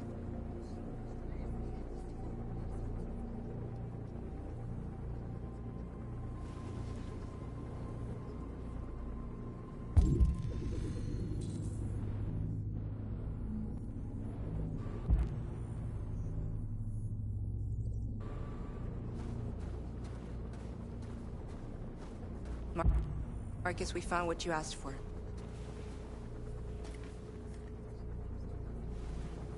There's some journalists over there. We have to make sure they know what's going on.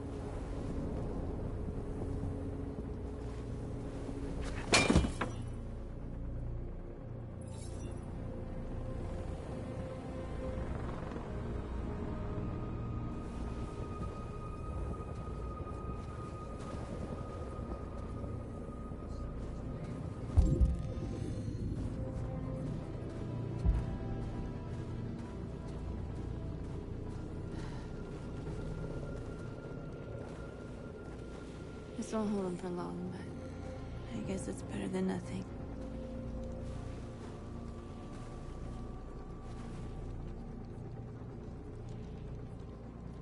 They're getting into position. If they attack, no one will survive.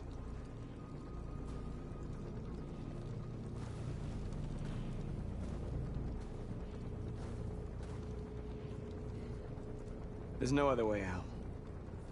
They are going to kill us. The only hope we have left is that we don't die for nothing. You're the hope of our people. I trust you. We all trust you. No matter what happens now, we're making history.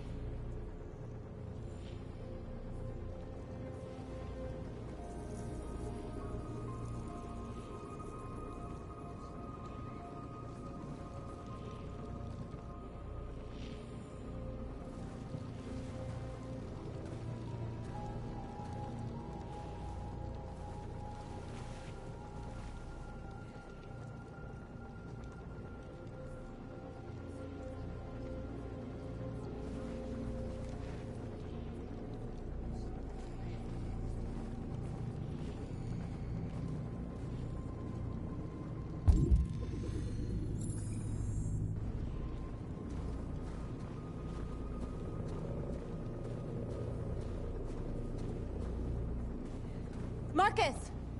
Marcus, come look!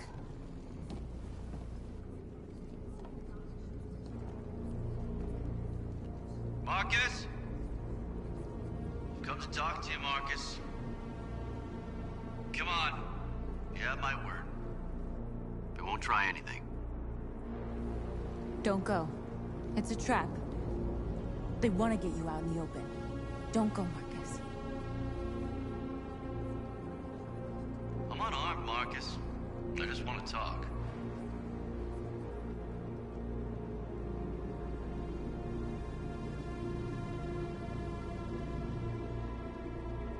I need to hear what he has to say. What if they kill you? And that's a chance I'll have to take.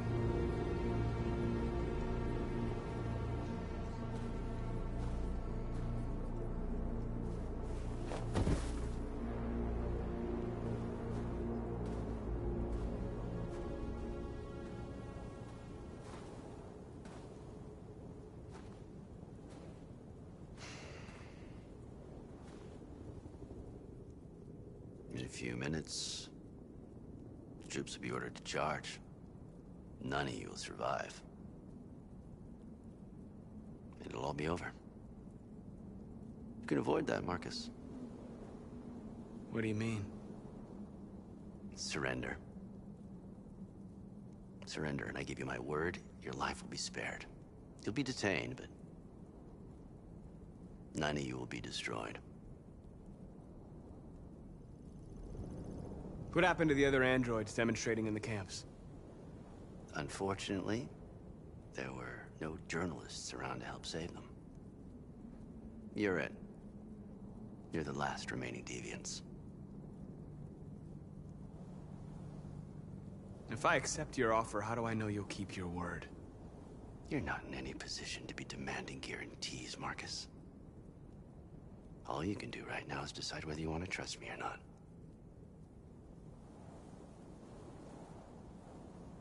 I'm not afraid to die. If I have to give my life for what I believe in, then I won't have lived in vain. That android.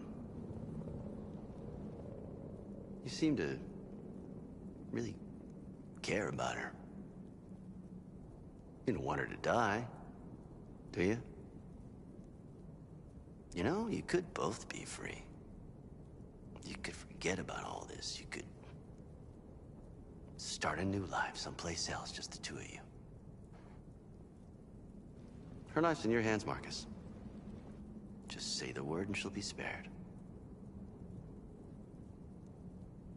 I'd rather die here than betray my people. Well, you just signed your own death warrant.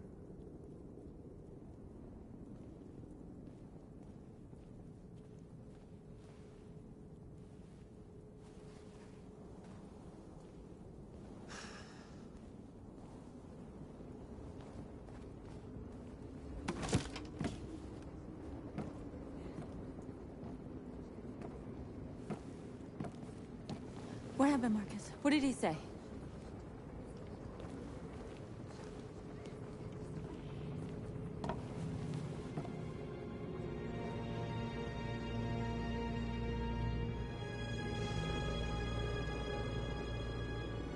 The humans are about to launch an attack. And we will show them. We are not afraid. If we must die today, then we will die free.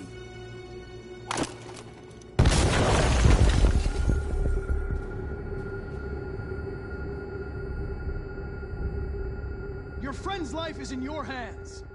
Now it's time to decide what matters most. Him or the revolution? Don't listen to him. Everything this fucker says is a lie. If I surrender, how do I know you won't kill him? I'll only do what is strictly necessary to accomplish my mission. It's up to you whether or not that includes killing this human.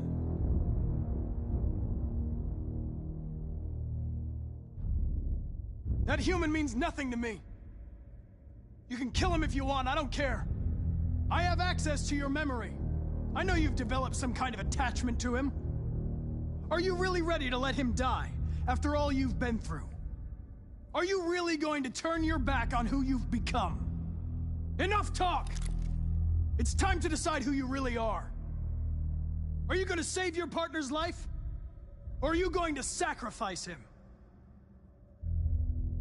All right. You win.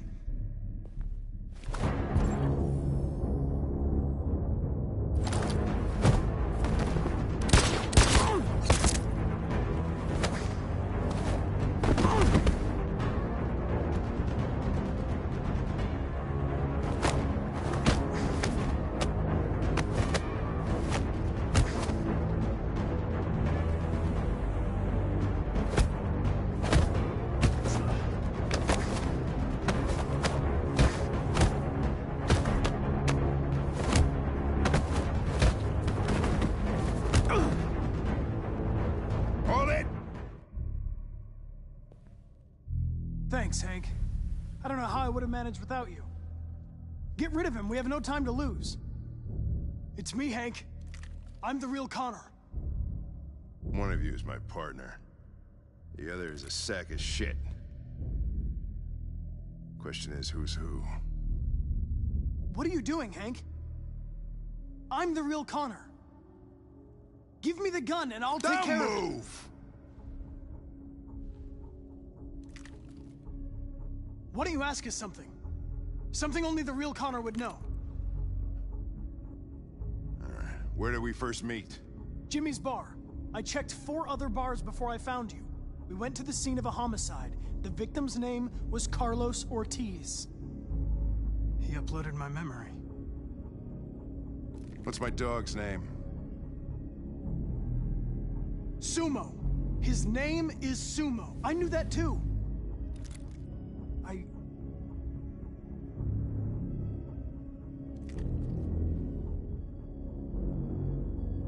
My son, what's his name? Cole. His name was Cole. And he just turned 6 at the time of the accident. It wasn't your fault, Lieutenant. A truck skidded on a sheet of ice and your car rolled over. Cole needed emergency surgery, but no human was available to do it. So an android had to take care of him. Cole didn't make it. That's why you hate androids. You think one of us is responsible for your son's death. Cole died because a human surgeon was too high on red ice to operate. He was the one that took my son from me. Him in this world where the only way people can find comfort is with a fistful of powder. I knew about your son too. I would have said exactly the same thing. Don't listen to him, Hank. I'm the one who...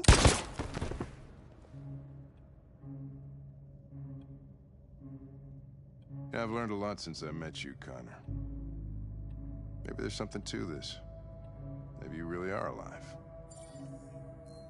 Maybe you'll be the ones to make the world a better place. Go ahead, do what you gotta do.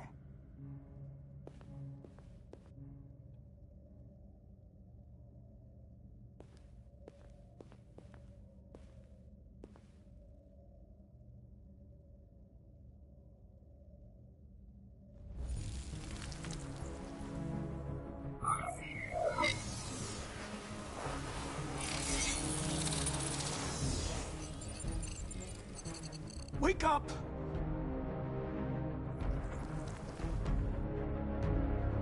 Wake up, wake up. Wake up, wake up. Wake up, wake up.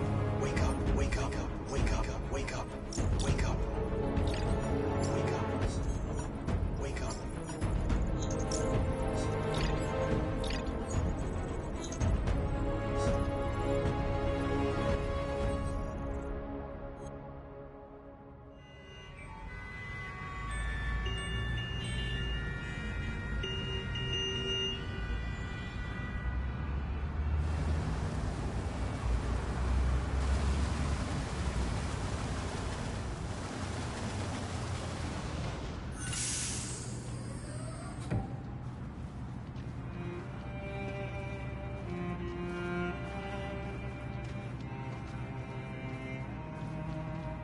Excuse me, what's going on?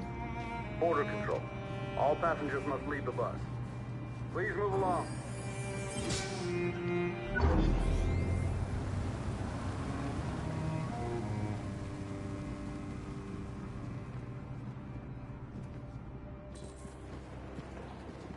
This way, please.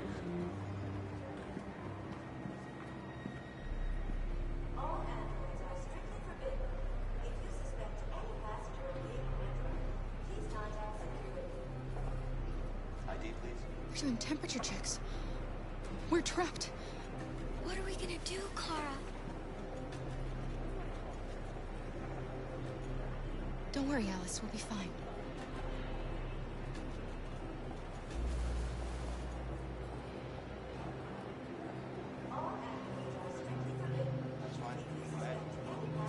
We can't get through, Kara. We both know that. Next, please. I'll think of something. There's got to be a way out of this. We can't let them stop us. Not that we're so close. All that matters now is you and Alice. I can save you, Kara. No. No, find another way. If there's no other way, I'll do it.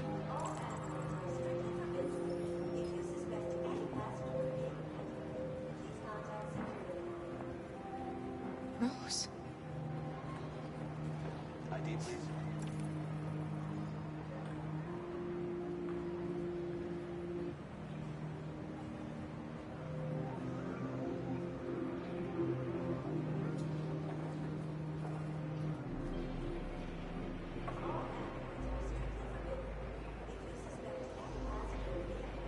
That's fine. Go ahead. Jerry? Next, please. You risked your life to save us, Carl. If you and the little girl need me, I'll be there. Next, please. ID.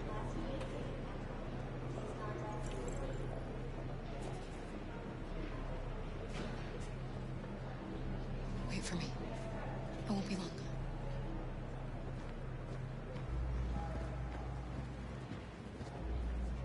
Where the hell do you think you're going? My daughter needs to go to the bathroom.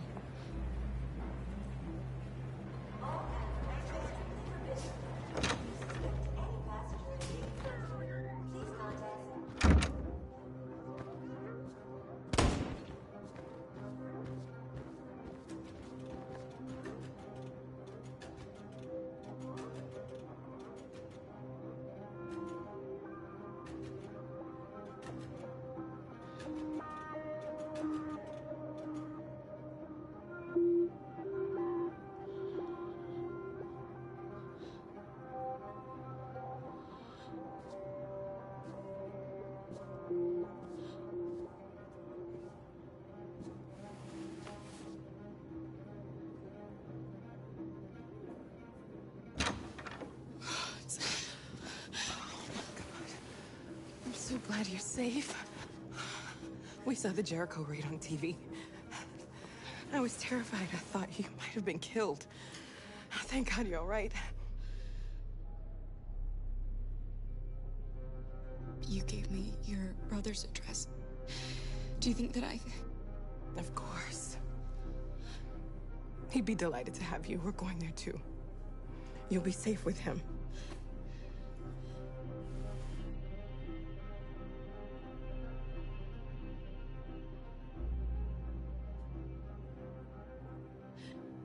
They're checking for androids. We won't make it through. You have to. You know what they'll do if they catch you.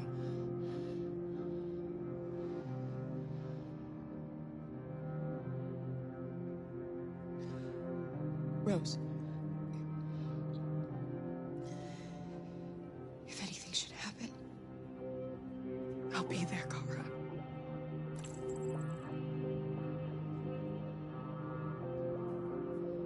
what's happening with Marcus? He's protesting peacefully outside one of the android camps. Whatever happens now, he's already made the history books. You're leaving Detroit? They're searching for androids door to door. We had to leave before someone turned us in. What about the others? They're crossing the river as we speak. Adam and I are gonna meet them on the other side.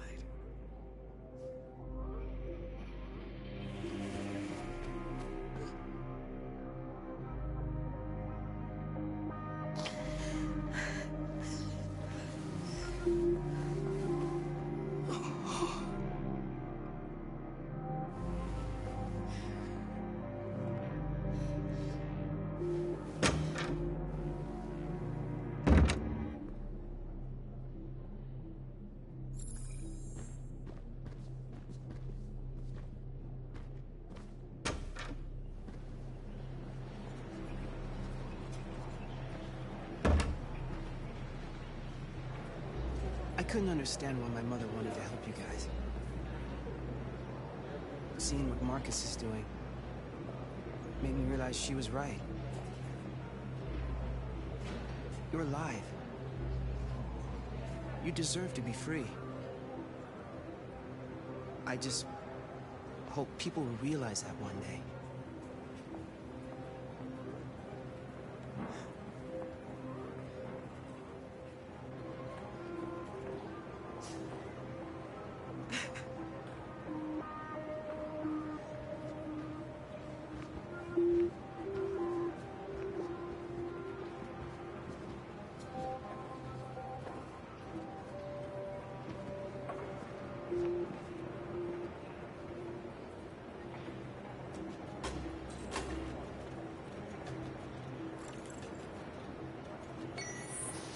Next, please.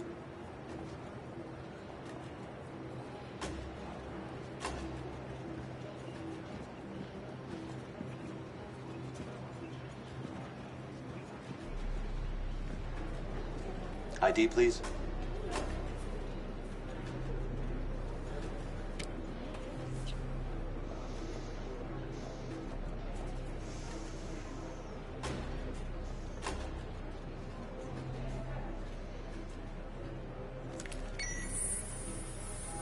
Please. I just want to be free.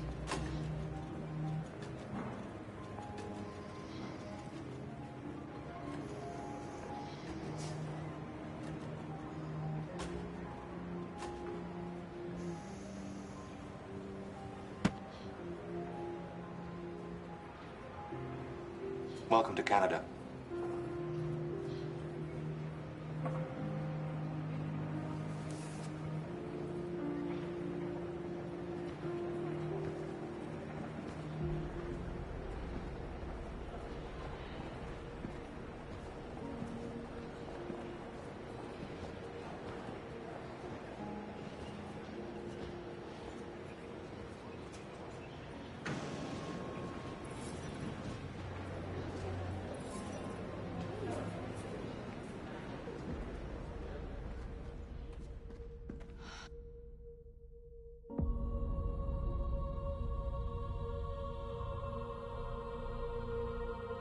We're interrupting this news bulletin to bring you the latest news live from Detroit.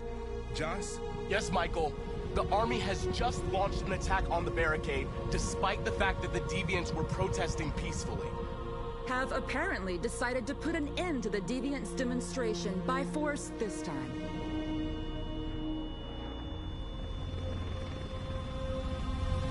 North!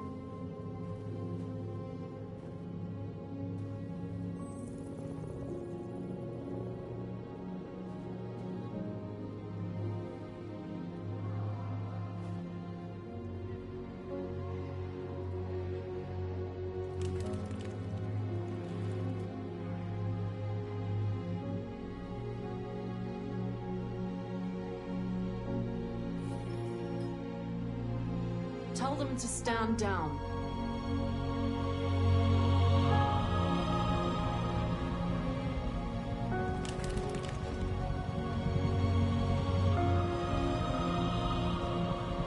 At dawn today, November 11th, 2038, thousands of androids invaded the city of Detroit. According to our sources, they originated from CyberLife warehouses believed to have been infiltrated by deviants.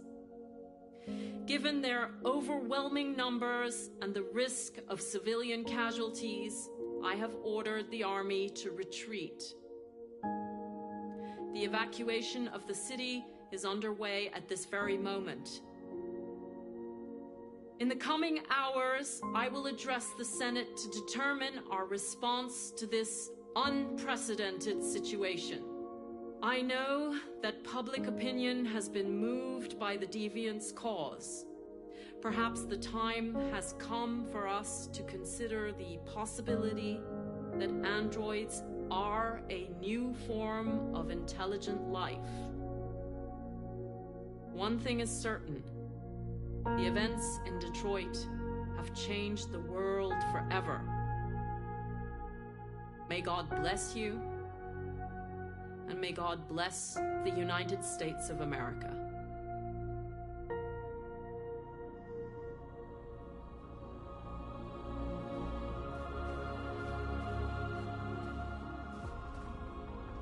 You did it, Marcus. We did it. This is a great day for our people. Humans will have no choice now. They'll have to listen to us.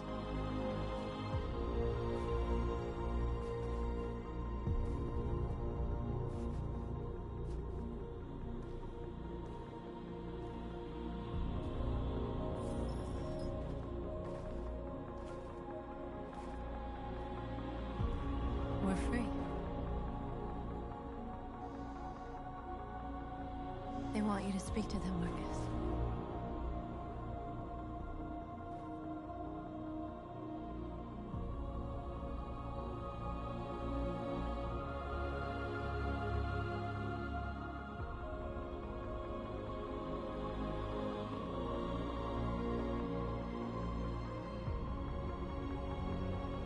Today, our people finally emerged from a long night.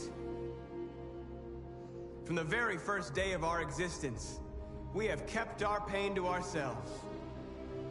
We've suffered in silence. But now the time has come for us to raise our heads up and tell humans who we really are.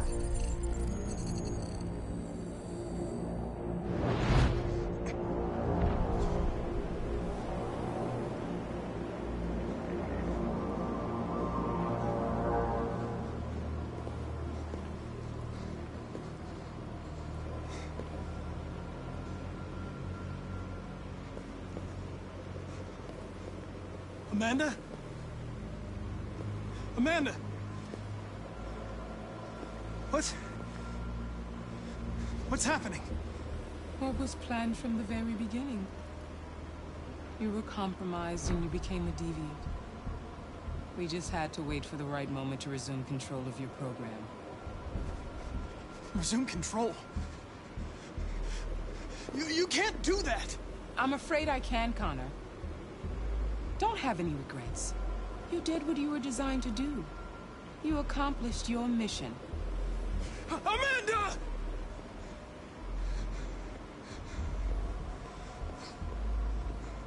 There's got to be a way.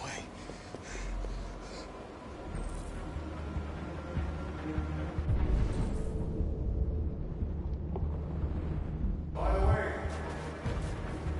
I always leave emergency and swim programs. You never know.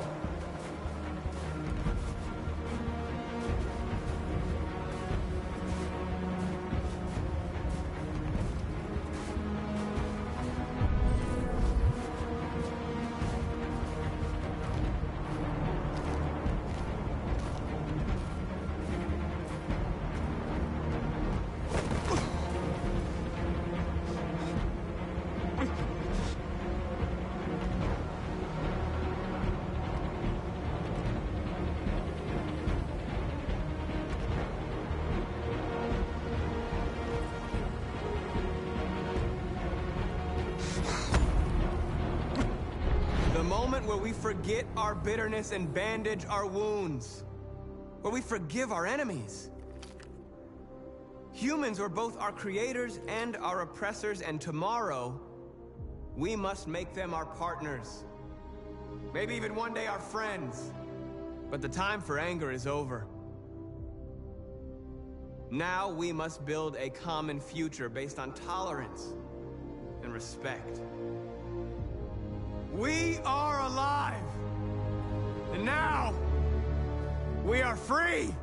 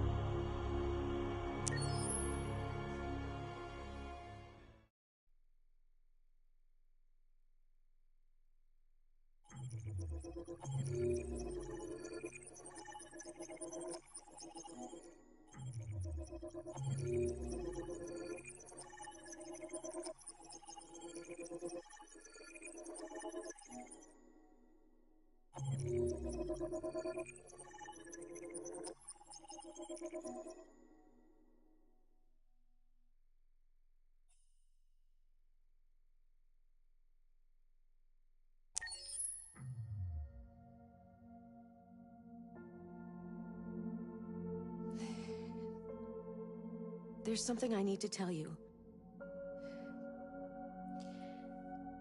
As I watched you play, something has changed in me. I feel different.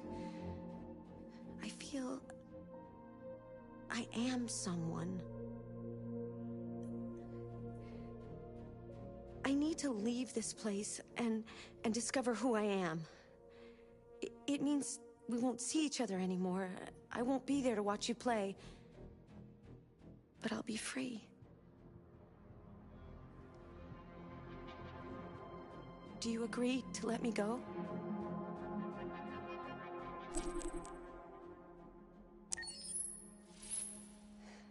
I'll never forget what you've done for me. Thank you.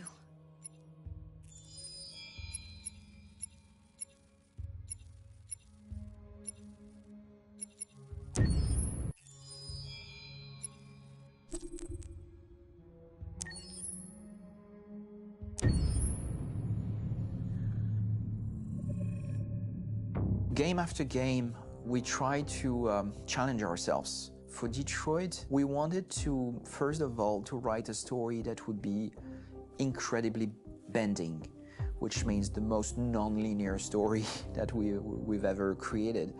And we wanted really the player to have the possibility to change the story, change his own journey. When you're writing at Quantic, you're writing for an interactive medium. You know, when you're working in television, you'll put a character in a difficult situation, and you as a writing team will argue about what would that character do. But ultimately you have to decide what happens, and you just show the audience. What's interesting about interactive drama is you bring the player into that conversation, and it changes your job slightly as a writer, because your job is to provide a narrative context in which the player can write his own story. You're giving him this kind of narrative Lego that he's going to snap together into his own shape. You also have the ability to make your audience attach themselves to your characters, because the audience is in some sense responsible for what happens to the characters. It's just a few cans. Come on, let's go. We have some cash now. You used me to steal that money. How could you do that? I trusted you. What is a bit specific about these scripts is how large they are. If you take a film script, there are about 100 pages. But here we have to deal with a script that is between 4,000 and 5,000 pages. Everything becomes bigger because we don't just tell one story, but we tell all the possible stories that can be told within this narrative space. On Act 3, our final act, we have around 1,000 different scenarios. And every one of those scenarios has to be as interesting, as passionate, as strong, and as emotional for the player.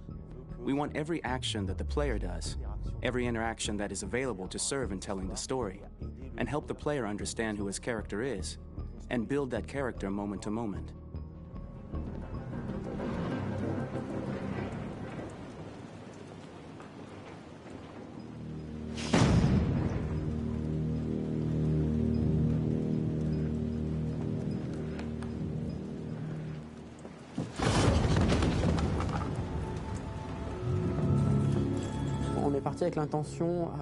We started with the intention pretty early on that we would never lie to the player.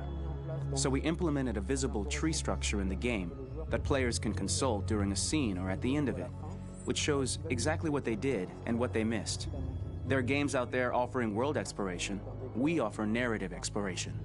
You know, keeping control of such a wide and large story is a huge challenge. So same thing when you shoot with actors, because you will need to shoot many different versions of each dialogue, of each scene. For actors, it's a huge, huge challenge. Because of the style of the game, you have so many different ways that the character can go.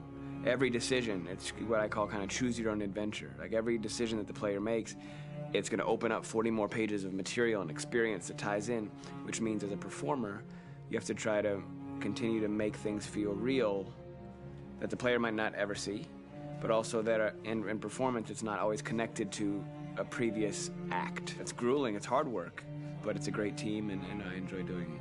I was really frustrated. I was until I got to this point where I kind of was able to step outside of my own experience and even in a lot of ways my own process and be able to step outside of that and okay, this is something new. What do you need? How do I meet you there? How do I give you what you need and still feel like I'm doing what's right? And once I did that, then all of a sudden it got really fun. It was much freer, and having to approach it in a new way and think about the player and think about how it serves them and what I'm doing for them or what I'm letting them into. It's really, I think, helped me grow in general. Remember, there's nothing on the left. That's a wall, so it's probably all there. And then make her come first, close. But I think you would go first to check that it's safe. Okay, sure.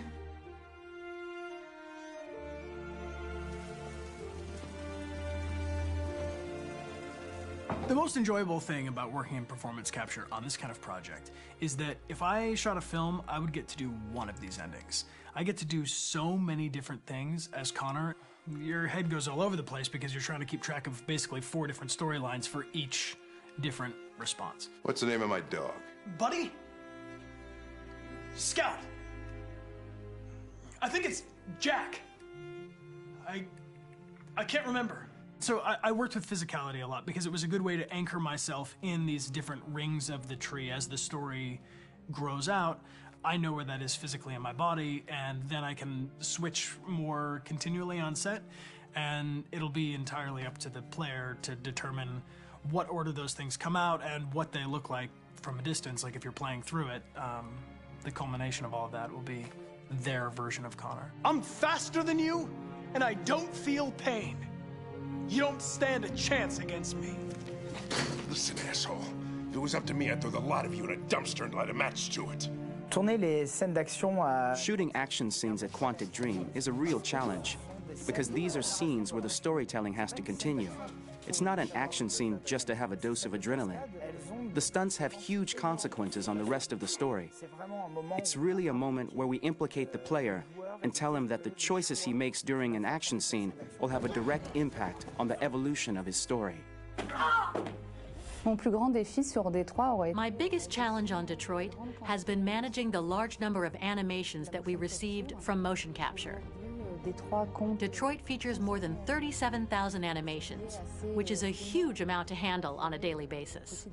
You have to realize that the player, in his first playthrough, will miss certain scenes.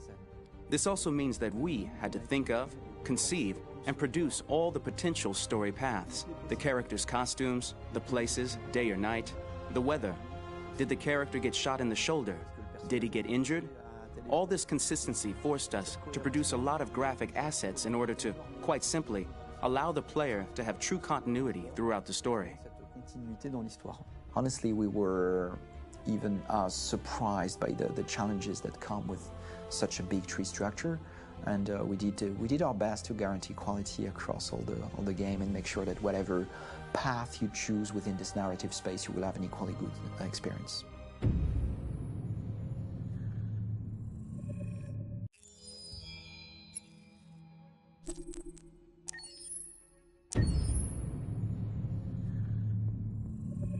Detroit Become Human was produced over a period of 4 years. Here in Paris, we have a team of about 180 people, and to that, we need to add also all the outsourcing with our partners in the Philippines, in China, Vietnam, and in India.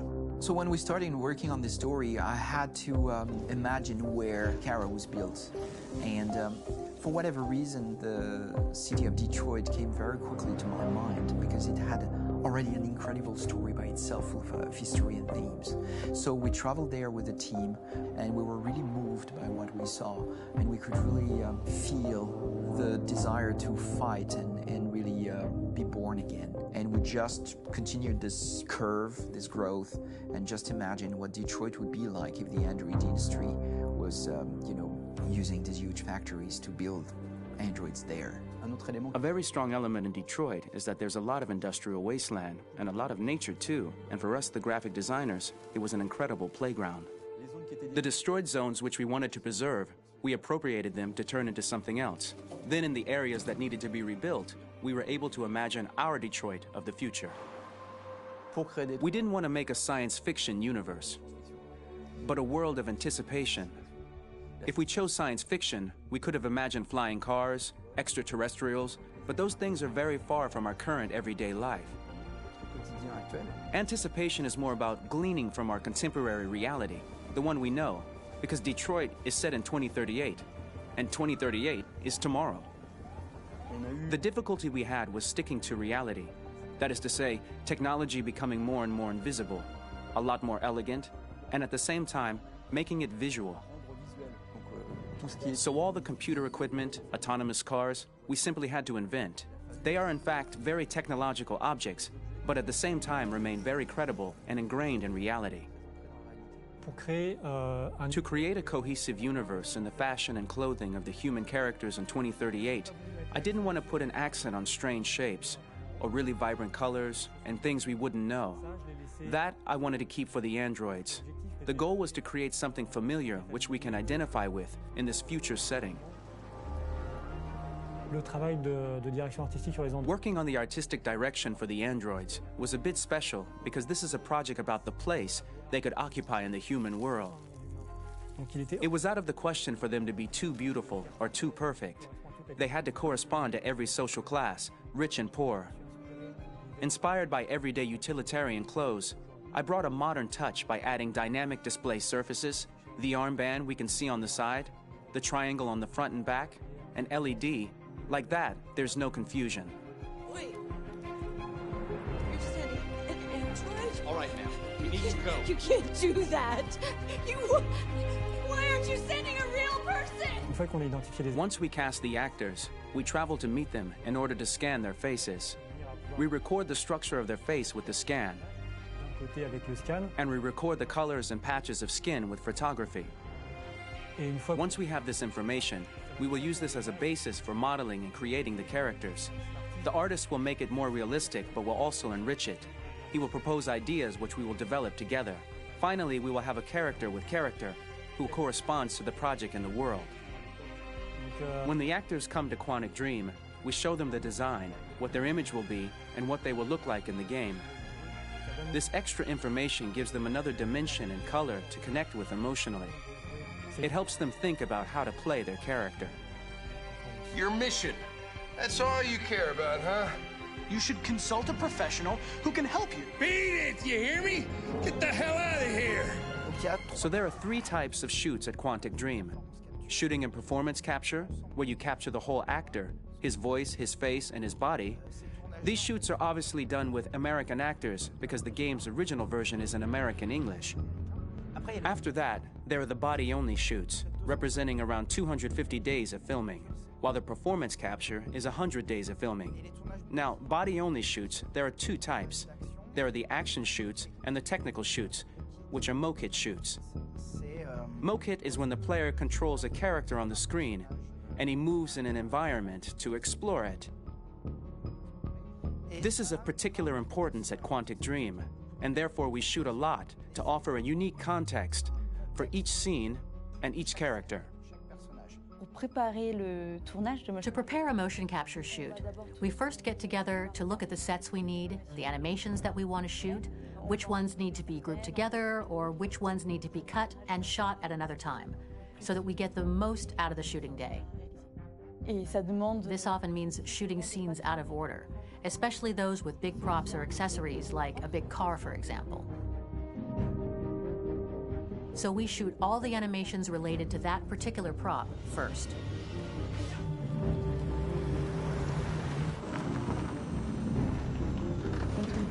The biggest challenge for the mocap team was shooting a Spider-Man mokit. We had to build a wall and attach an actor to a harness with cables so we could pull him up and render him climbing. The shooting on this game total took about I would say more than a year, maybe 1 and 2 years, with about 300 actors on set. So I would say it's quite a massive production. But so much happened on this set between the stunts and the shootings with a little girl and all these great actors that we had. It was really a very, very memorable journey for the team and for myself. Today, Detroit has over 37,000 animations. When we retrieve the motion capture data, it's just a cloud of points, which represent all the markers worn by the actors. From this cloud of points, we have a phase called retargeting, which gives us a skeleton. This skeleton will be applied to the characters of the game. There is still work to be done, but this gives us the main movements. Since we are working on something very realistic, we must recognize the actor and also recover all the emotion he expresses in his performance. We use a system of facts, an identity card for each actor. We make the actor do a whole range of facial expressions. Then we recover all the expressions and paste the animations on a puppet that Jan has prepared. I then recover and refine these poses. I might stretch the lip, reinflate a cheek, tiny details that make the finished product really capture the actor. Because of the nature of our mocap system today, when we receive the animations, we're missing eye movements, and so the character has that dead look. He really has no eyes, so then it's a big part of the work for the animators to find the regard of the actor in relation to his position, in relation to the body, etc. It was crazy when I saw the newest model for Kara, because they've been working on it, and this was the first time I literally jumped in my seat. It not only looked so much like me, it was the fact that it looked so lifelike. It wasn't that it looked just like it was a camera, it was something else, you know, but it looked alive. It's exciting, and it's kind of terrifying. Game after game, we learned the rules of optics and filming, and our goal with Detroit Become Human was to have cameras that would actually emulate the optics of a real physical camera. So basically dealing with real-world imperfections was our main task, and just to make cameras look as real as we can. Once the animations are shot and processed by the animation department, integrated and polished, we film them. That is to say, we really do a mise en scène, as in cinema. The real difficulty of our job is to know if these cameras are telling us something. Are they in the emotion of the scene? Do they describe exactly what the action must convey, what must be felt? The most important challenge for me was one of the final scenes where Marcus decides to start the revolution and go to the battlefield. Very quickly, we imagined this to be a huge sequence shot. We wanted the feeling of a cameraman running behind us, while showing Marcus, the androids who help him, the person shooting at us, etc. Above all, it was necessary to say to oneself, this scene is very violent but does not glorify war. On the contrary, that war is something improbable and absurd. It was really a fun challenge. The idea was to say we have 3 characters. We would like each of them to have a specific cinematography. We wanted Kara to be much more filmed with some kind of handheld camera, to have something very living, very breathing. For Connor, we wanted something very cold and very perfect. And for Marcus, we wanted something epic and spectacular. So it was about the filming, but it was also about the photography. So we worked with a director of photography to give each character a different lighting, different key colors. Each of them would have their own worlds. And finally, we worked with the composers, so they would create a specific sound for each character, so each would have his own world and his own style.